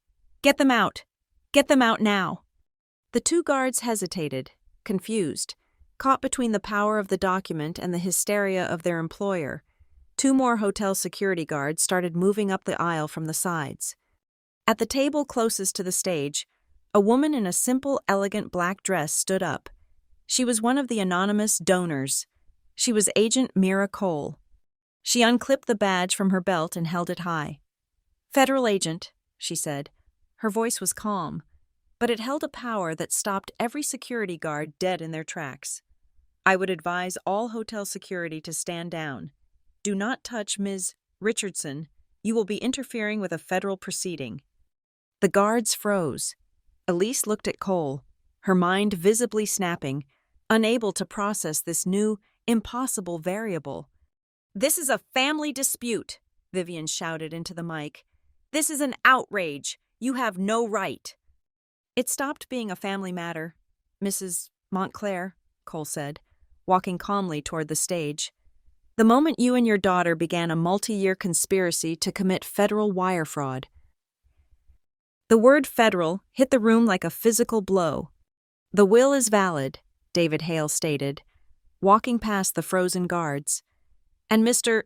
Montclair anticipated your objections. Vivian," he recorded his intent. On the two enormous 30-foot screens on either side of the stage, the glittering promotional loop about Briarwick's success fizzled to black. A second later, they lit up with the cold, hard image of Edmund Montclair, sitting in the federal conference room. Vivian spun around. She stared at the image of her dead husband, her mouth falling open. "What is this? Turn that off! Elise, turn that off!" But Elise could not. David's independent security team, the men who answered only to me, were in the audio-visual booth. Edmund's voice, cold and powerful, boomed through the ballroom. "My name is Edmund Montclair. The date is September 1st. I am of sound mind, sound body, and under no duress." A collective, shuddering gasp went through the room. This was not the frail, senile old man Vivian had been describing in her society columns. This was the Titan. "I am making this recording to verify my intent. I am removing my wife, Vivian, and her daughter, Elise, from all control of the Briarwick Fund, the sole, new, and binding beneficiary and executor is my granddaughter, Leah Richardson. He looked directly into the camera. It felt like he was looking into my soul, across time. She is the only one I trust to finish the work. The video faded to black. Vivian was clutching the podium, her knuckles white, her entire body shaking. "That proves nothing," she shrieked, finding her voice. "He was sick. She manipulated him. The board approved every decision I made." "He was not sick. Vivian," I said. It was the first time I had spoken to her. My voice was quiet, but the microphone on the podium was live, and it picked up every word. "He was angry, because he knew. He knew what you were doing." The screens behind her lit up again. They did not show Edmund. They showed my work, the Briarwick Transparency Dashboard. A satellite map of Kingsley Harbor filled the screens. 17 bright red pins dotted the coastline. "Vivian Montclair just announced the completion of the Kingsley Harbor project," I said, my voice steady, addressing the 500 stunned faces. "This is the Kingsley Harbor project." I used the small remote clicker in my hand. The first red pin flashed. On the left side of the screen, a PDF invoice. Apex Solutions, Community Center Restoration, $4.2 million. On the right side of the screen, a high-resolution satellite image, dated yesterday, of a weed-choked, empty concrete slab. A wave of horrified murmurs swept the room. I clicked again. The next pin. Seaview Builders, Pier Reconstruction, $1.8 million. On the right, a satellite image of rotting, broken wooden pilings being swallowed by the tide. I clicked again, and again, and again. 17 invoices, 17 shell corporations, 17 empty, desolate lots. "This," I said, my voice growing stronger, "is your new era. It is a fraud, built on ghost contractors." The final slide appeared, a complex, animated diagram, a thick red line, labeled Donor Funds, flowing from the Briarwick Funds bank account, splitting into 17 lines, flowing into the 17 shell companies. Those lines then converged, flowing into a single, offshore account in the Cayman Islands, and from there, a new line flowed back into a company labeled Ethelred Interiors, Elise's partner. "You were not honoring Edmund's legacy," I said, my voice ringing with the force of the truth. "You were liquidating it. You were stealing, in plain sight, from the very people you swore to help." "The board approved it," Elise shrieked, finding her voice. "Every expenditure was approved by the board." "Was it?" David Hale called out from the floor. A man in the front row, an older gentleman with a shock of white hair, stood up. Arthur Vance, one of Edmund's oldest friends, one of the 3 board members we had contacted. "I am a member of the Briarwick board," Arthur announced, his voice shaking with rage. "And I did not approve this. I was shown falsified reports. We were all lied to." Another board member stood up, and a third. "According to the fund's active, binding charter," Arthur declared, "the one naming Ms. Richardson as CEO, a vote of no confidence can be called by any 3 members. We, the undersigned, call for that vote. We vote to remove Vivian Montclair and Elise Montclair from their seats, effective immediately, and we vote to install Leah Richardson as the legal acting chief executive officer to correct this corruption." "All in favor," David Hale called. 7 hands went up, the 3 allies, and 4 other board members, their faces pale, scrambling for legal and moral cover. "All opposed?" David asked. Vivian and Elise stood frozen on the stage, 2 hands, raised in feeble, desperate defiance. "The motion passes," David announced, his voice like a gavel. 7-2, the board has spoken. Ms. Richardson is the new CEO. It was over. The power, the money, the control, it had all transferred in that single, public moment. But Vivian was not a person who lost. She lunged. She lunged for the microphone, ripping it from the podium stand. A painful shriek of feedback ripped through the ballroom. "You cannot do this to me!" she screamed, her face a grotesque, contorted mask of pure hatred. The elegant red dress and the soft white spotlight now made her look demonic. "I am Briarwick. I built this. You are nothing. You are a stray. You are trash. You will always be trash." She was unraveling, in front of her 500 donors, her admirers, her victims. They stared at her, their faces a mixture of silent, horrified judgment and morbid fascination. I did not engage. I did not argue. I did not defend myself. I simply took one half step back, ceding the spotlight to her. "Let her," I whispered, so low only David could hear. "Let her dig. Let them see exactly who she is." She was ranting now, spitting, incoherent, a stream of invective and venom, confessing her contempt for me, for Edmund, for all of them. Agent Mira Cole had seen enough. She walked calmly onto the stage, her badge in her hand. The 11 other donors stood up from their tables, moving with practiced, quiet efficiency to secure the exits and the stage. Cole walked directly to Vivian. "Vivian Montclair," she said, her voice cutting cleanly through the insane rant. "You are under arrest for conspiracy to commit wire fraud, bank fraud, and misappropriation of nonprofit funds." She took the microphone from Vivian's suddenly limp hand. "Elise Montclair," Cole continued, as 2 other agents stepped up to a sobbing, collapsing Elise. "You are under arrest for the same." Vivian looked at the badge. She looked at the agents. She looked at the 500 pairs of eyes, all of them staring, none of them offering help. The reality of her situation finally, truly landed. The agents were professional. They put her hands behind her back. The crowd, as one, moved. They parted, tables scraping, creating a wide, silent aisle of shame. From the stage to the grand doors, the only sound was the clicking of hundreds of cell phone cameras, capturing the moment. I watched them walk. I watched the agent produce the silver, gleaming handcuffs. I heard the sharp, definitive click as the steel closed around Vivian's wrist, a sound that echoed in the vast, silent ballroom, the sound that shut down an entire empire. The ballroom fell silent after they were gone.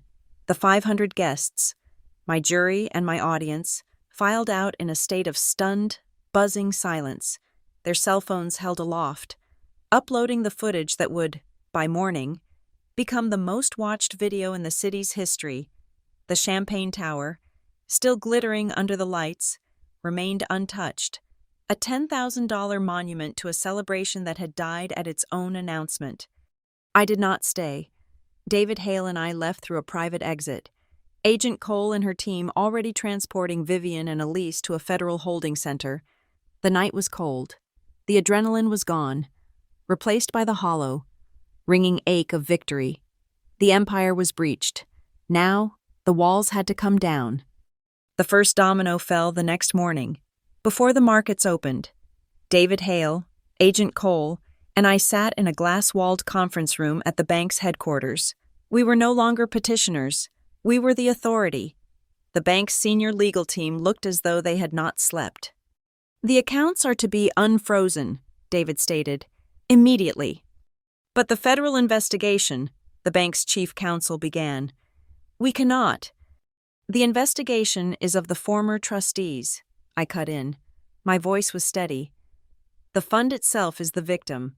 I am the legal beneficiary, and I am taking control. From this moment, all authority is mine." I slid my laptop onto the table and turned the screen toward them. I launched the transparency dashboard.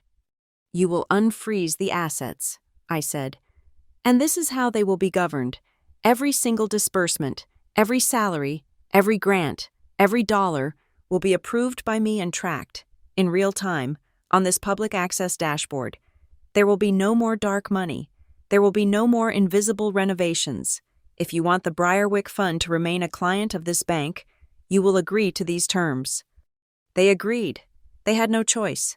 The fund's assets were mine by 9 a.m. The second domino struck Wall Street at precisely 9:31 a.m. Montclair Urban, Elise's publicly traded company was the family's crown jewel. It was built on a reputation of flawless, aggressive growth. But the videos from the gala had been playing on financial news networks for hours. The company's primary officers, its CEO and chairwoman, had been arrested for fraud. The opening bell rang. Montclair Urban's stock did not dip. It fell off a cliff. By 10 a.m., it had hemorrhaged 42% of its total value.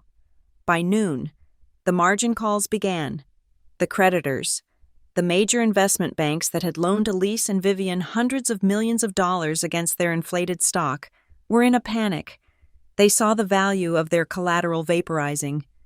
The notices were issued.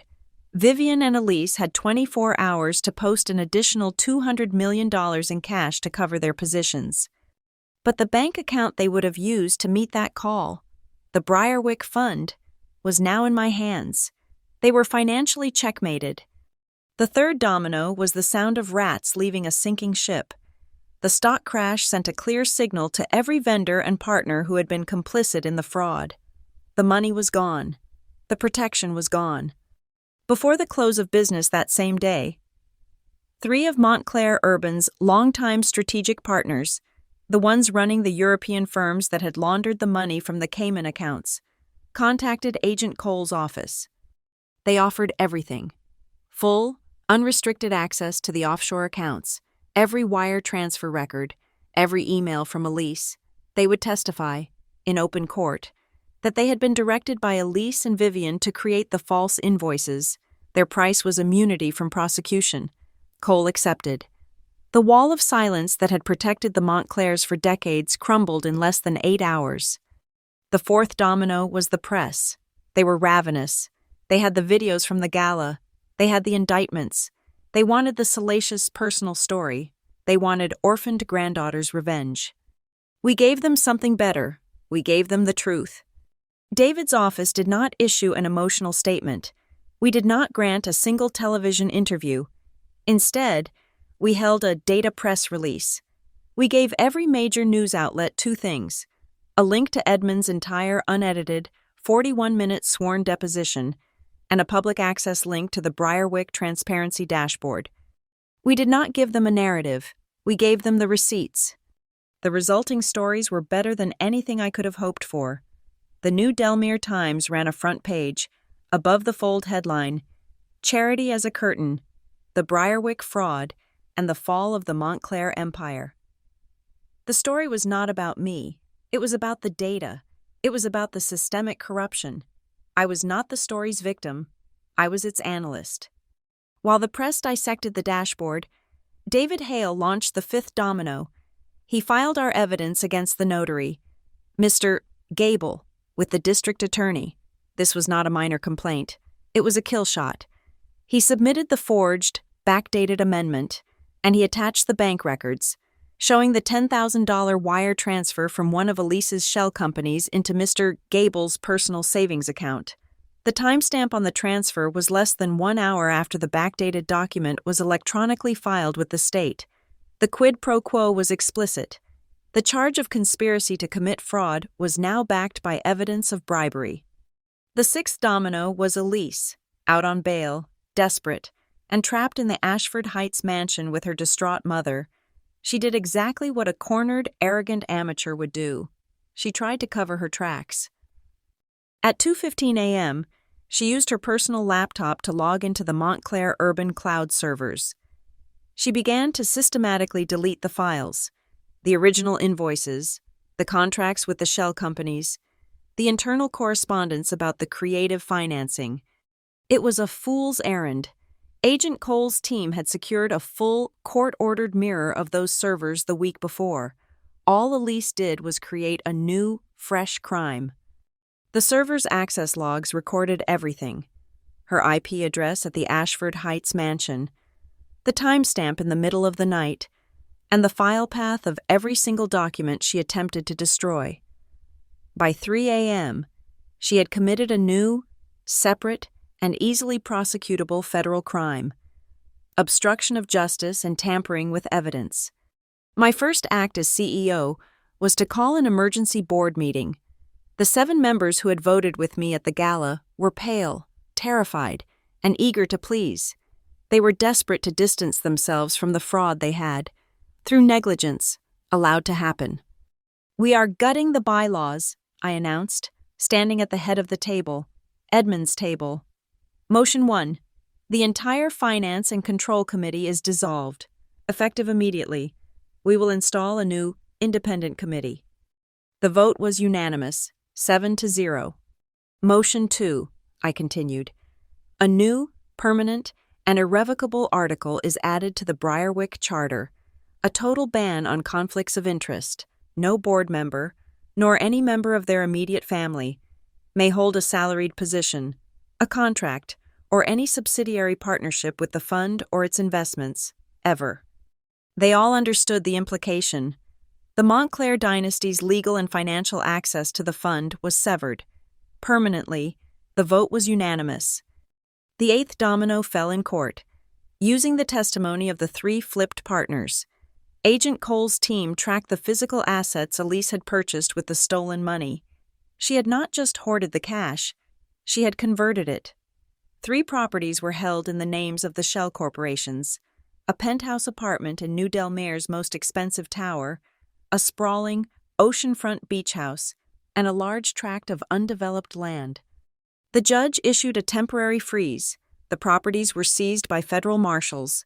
The assets, worth an estimated $22 million, were locked down, pending liquidation and their return to the Briarwick Fund.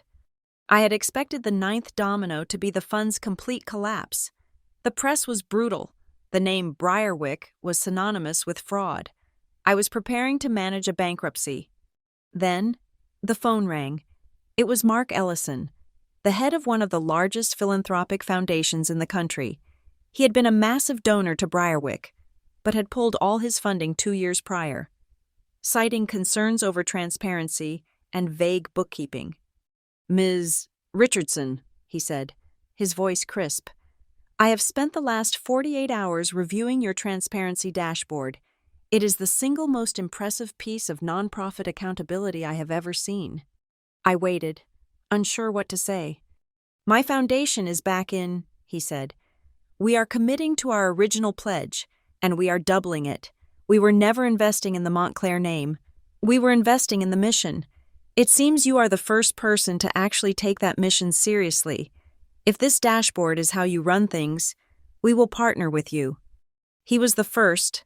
By the end of the week, 5 other major donors who had fled the fund returned, all citing the dashboard as the reason. The very tool I had built to expose the crime had become the instrument of the fund's salvation. The final domino, Vivian.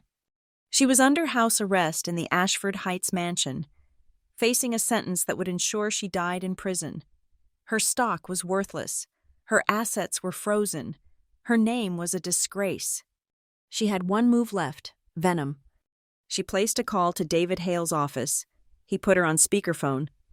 "You tell her," Vivian's voice rasped, a sound stripped of all its former polish, a raw, guttural snarl.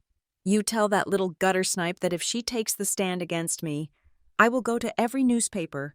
I will destroy her. I will tell them the real story about her sainted parents." My stomach tightened. "I will tell them about Kingsley Harbor," she shrieked. "I will tell them her father was a failure, drowning in debt. I will tell them that accident was no accident at all, that he chose to end it all out there on the water, or maybe that someone made sure he never came back. I will burn their memory to the ground. I will leave her with nothing." I looked at David. He did not look worried. He looked bored. He slowly unlocked the bottom drawer of his desk. He had been waiting for this moment. "As I have told you before, Vivian," David said, his voice dangerously calm, "your husband was an extraordinarily thorough man." He pulled out a final, thin file. It was labeled Kingsley Harbor, for Leah, when she needs it. "Edmund," David continued, "anticipated you might try this. He knew you despised Leah's parents, so he prepared this." He opened the file. "This is a certified forensic accounting of Leah's father's finances, dated the day before his death. It shows he was perfectly solvent. This is the original police report, which states the weather was clear and the boat was mechanically sound. And this is a sworn affidavit, not from Edmund, from Leah's father. My breath caught in my throat. It seems, David said, that Leah's father was being threatened by an extortion ring. He was preparing to be a whistleblower. He filed this affidavit with Edmund for protection, just in case. It details the threats. It details the operation. David paused, letting the silence stretch. And here is the interesting part. Vivian, Edmund's private investigator, the one he hired after the accident, found that the leader of that extortion ring had significant financial ties to several of your earliest business partners, the ones you brought in when you first married Edmund. He leaned closer to the phone. So please, Vivian, I beg you, go to the press, slander Leah's parents. You will not just be proving your own desperation. You will be forcing us to open an entirely new investigation into you and into a potential conspiracy to commit murder 26 years ago. The only sound from the speaker was a choked, strangled gasp.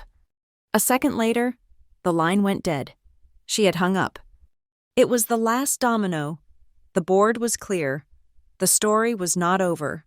The story was just beginning. Revenge, I learned, is not a single, satisfying click of handcuffs. It is not a dramatic exit from a ballroom. That is the climax. The work is what comes after. The work is the long, slow, methodical process of tearing down the rotten structure and building something new in its place. I did not go on a vacation. I did not buy a new car. I went to the office, the new office of the Briarwick Fund, which I had moved from its opulent, marble-floored prison in the Montclair Tower to a clean, glass-walled, open-plan space downtown. My first act as CEO was not to make a speech. It was to write code. The transparency dashboard had been a weapon. Now, it became the foundation. Within a week, I drafted and, with my new board, ratified the Briarwick Transparency Charter.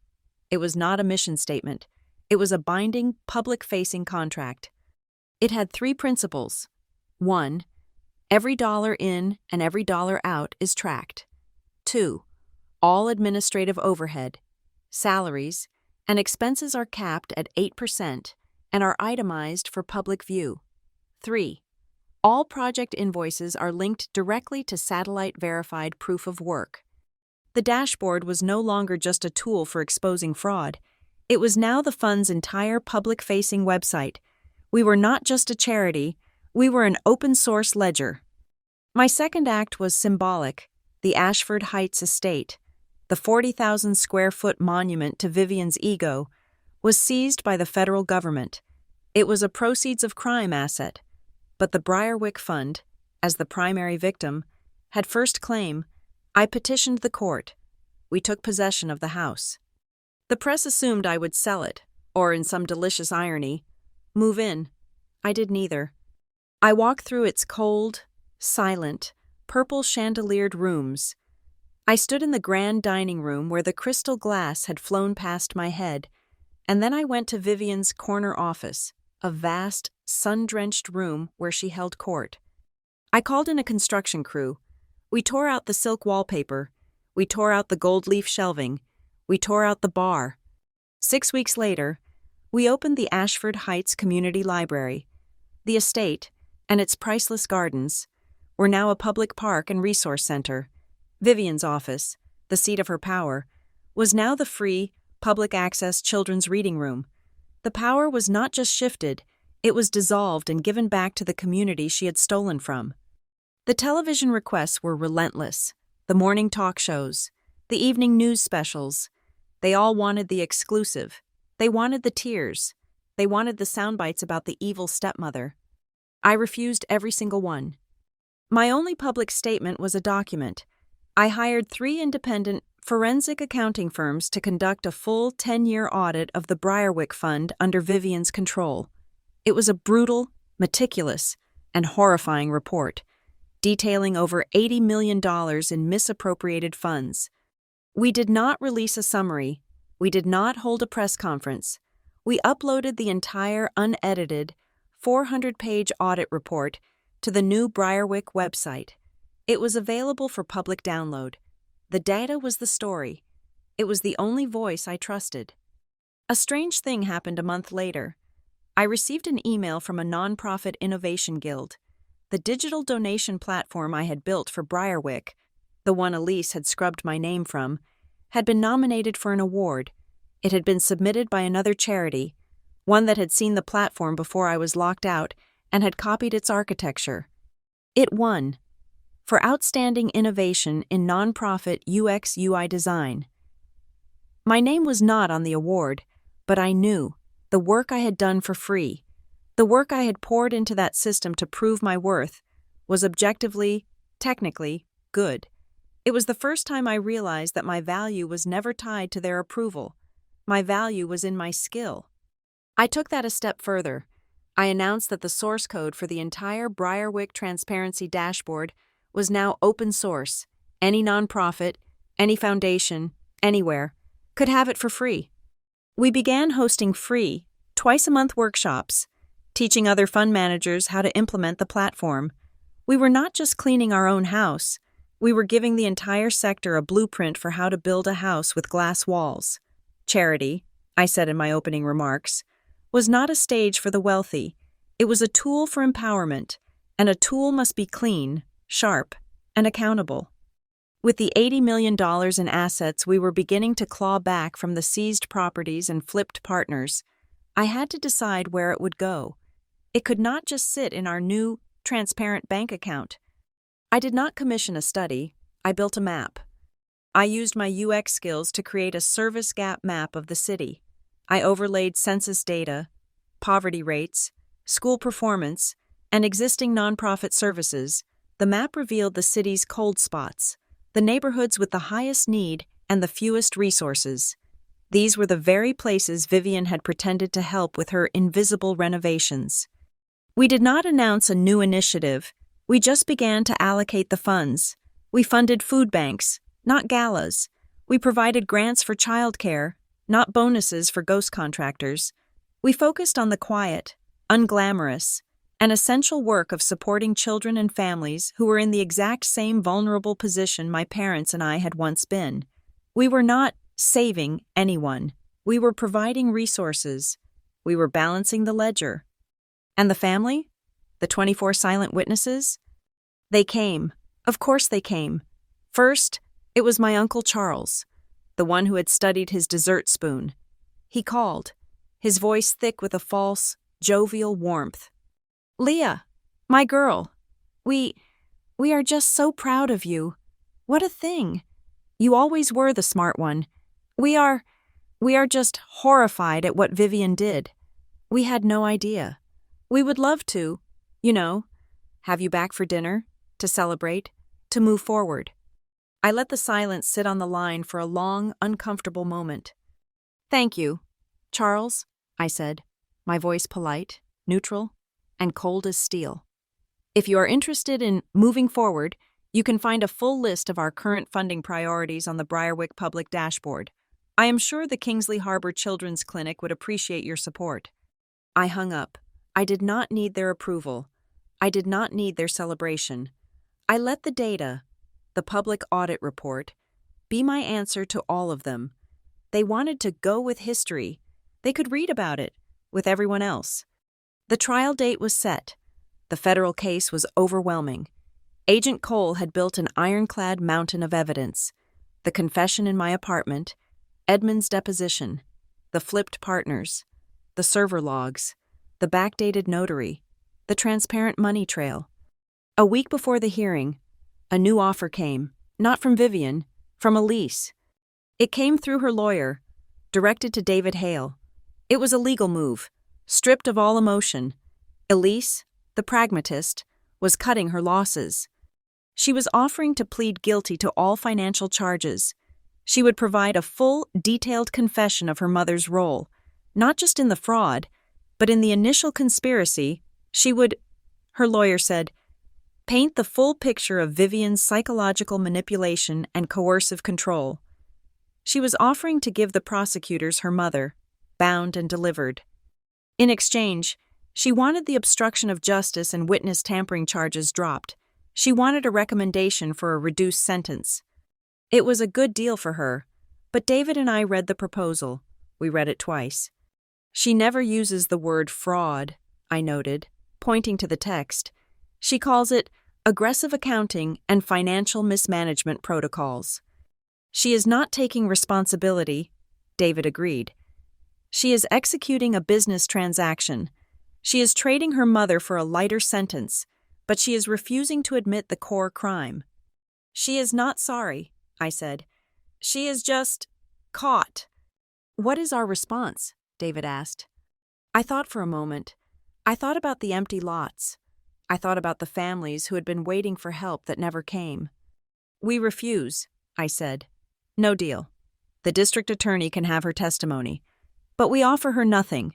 She will not use this to avoid the consequences of her actions. She will stand trial, right next to her mother. David smiled. I was hoping you would say that. The final move came the night before the first pretrial hearing, where their pleas would be entered. It was 10 p.m. I was alone in the new Briarwick office, reviewing the next day's grant proposals. David Hale's private line rang. She is here, he said. Who? Vivian, he said. Her lawyer called me an hour ago. She is invoking her right to private confrontation with her accuser. It is a desperation move.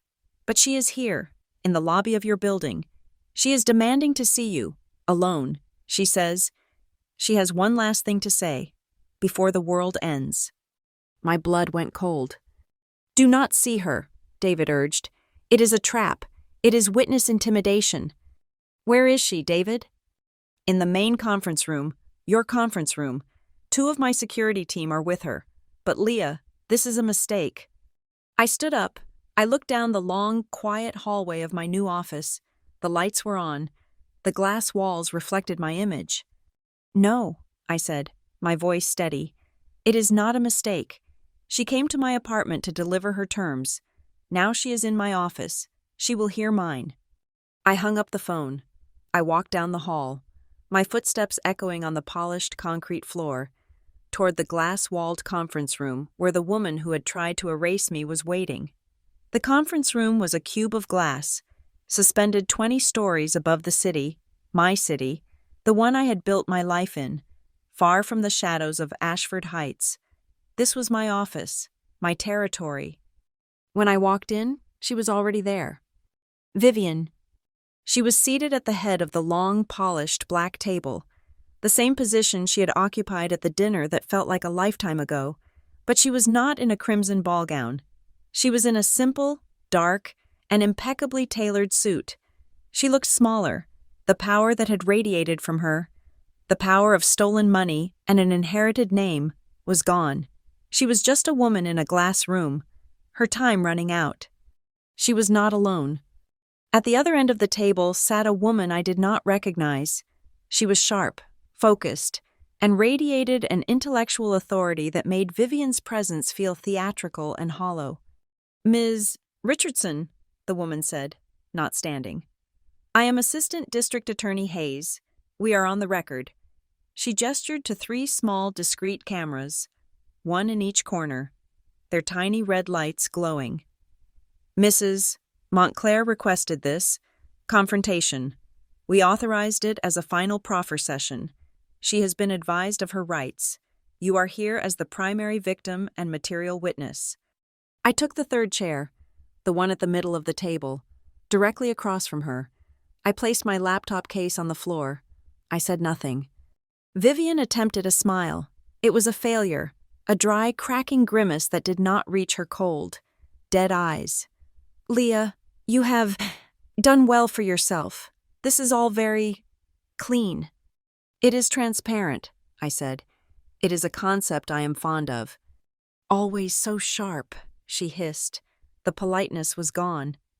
Always so ungrateful. You think you have won, do you not? You think you have taken my life's work? I think I have taken back my grandfather's legacy, I said. His legacy? She laughed, a sound like dry leaves skittering on pavement. You do not even know what his legacy was, what your legacy is. You are about to stand in a federal court and tear my entire life apart. Before you do, you should know exactly what you are destroying." This was it, the final, desperate threat, the one she had tried on David. "You think your parents were clean, Leah," she purred, leaning forward, her voice dropping to that old, conspiratorial, venomous tone. "You think that accident at Kingsley Harbor was just an act of God? Your father was a failure. He was drowning in debt. He was mixed up with criminals. He was a desperate man." She smiled, savoring it. "You put me on that stand, Leah, and I will be put on that stand. I will have nothing left to lose. I will make sure the entire world knows. I will tell them the brave Mr. Richardson was a con artist. I will tell them the accident was probably a suicide, or maybe a murder he had coming. I will prove to the entire world that you come from nothing but dirt and disgrace. I will burn their memory to the ground. You will have nothing left." She leaned back, her trap set. I did not speak. I did not defend them. I did not need to. I simply turned to Ada Hayes. "May I present evidence?" Hayes nodded.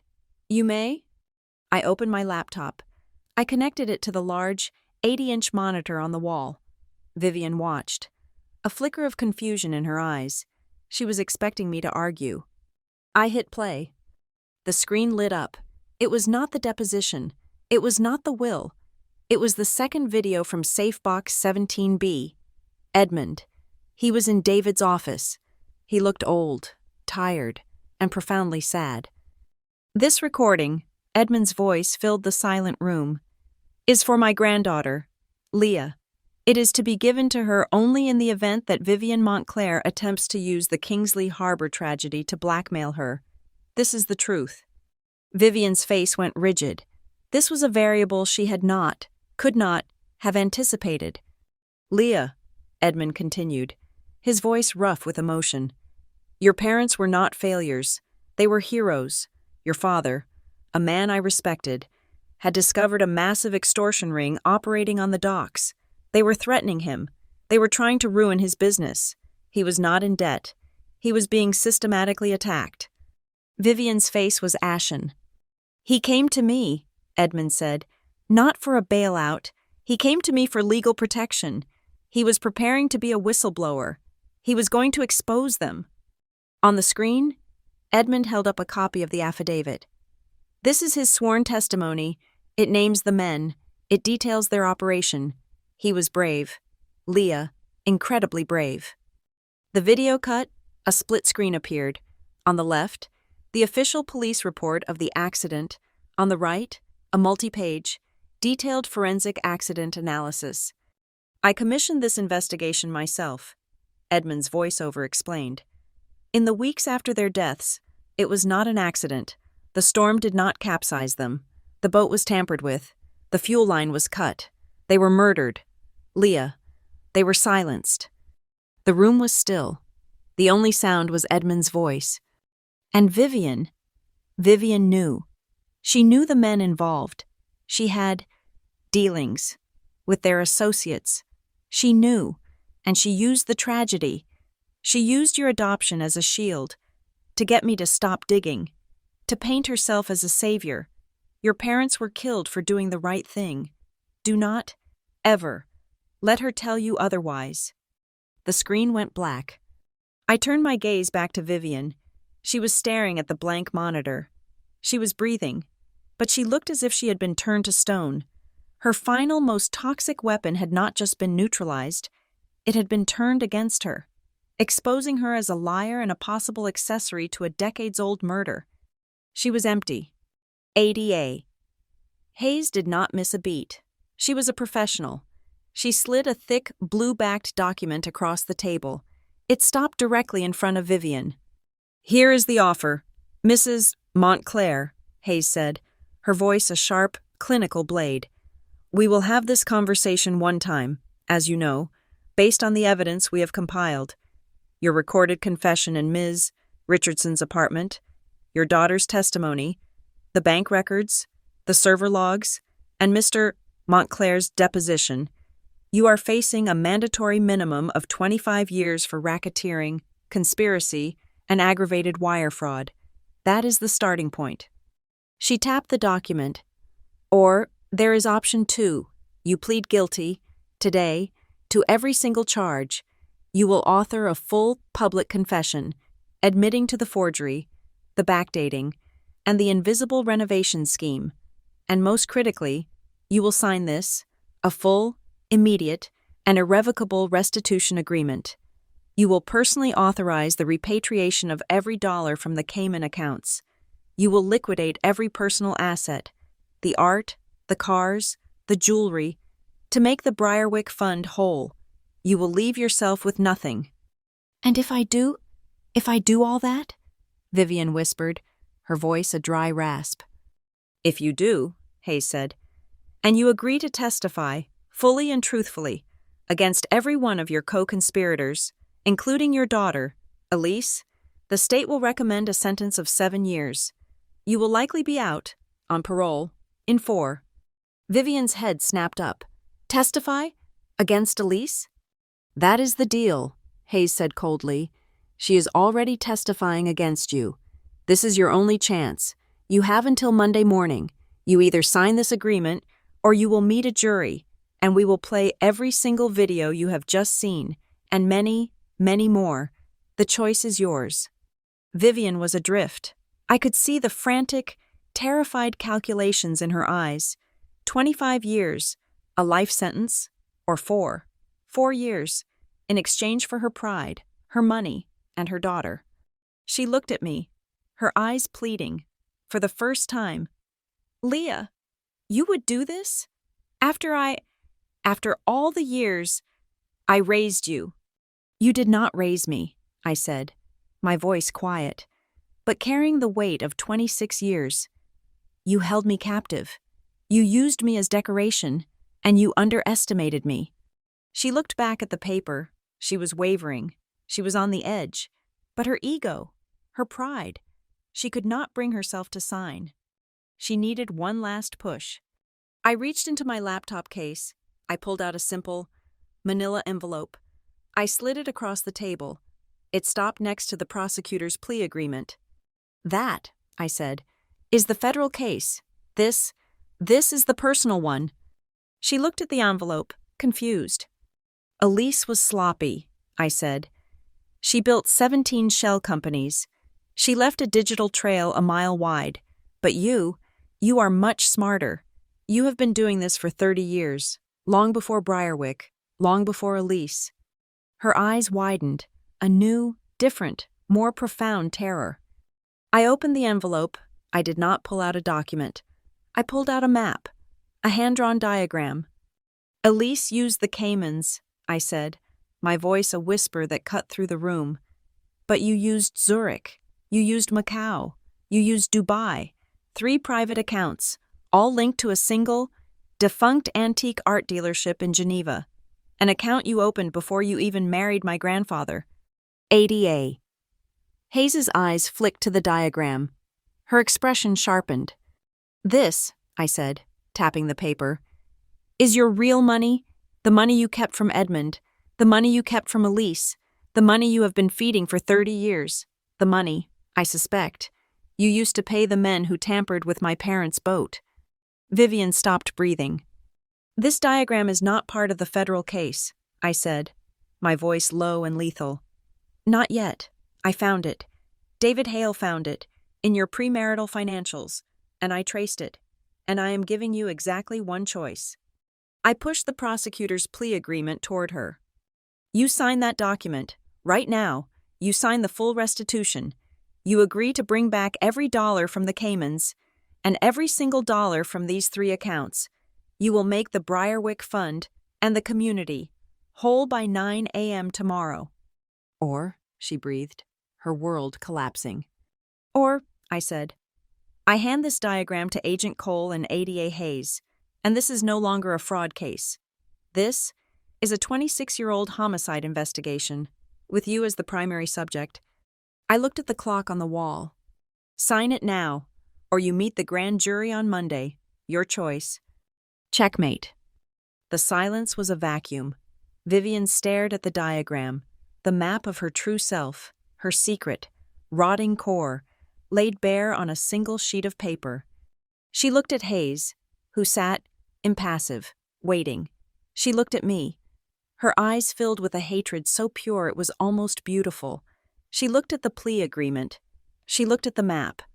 A sound tore out of her throat, a dry, choking sob that was 1 part grief and 9 parts pure, undiluted rage at having been, finally, and completely, outplayed. The 10 seconds that followed lasted a lifetime. It was the entire, agonizing span of her pride breaking.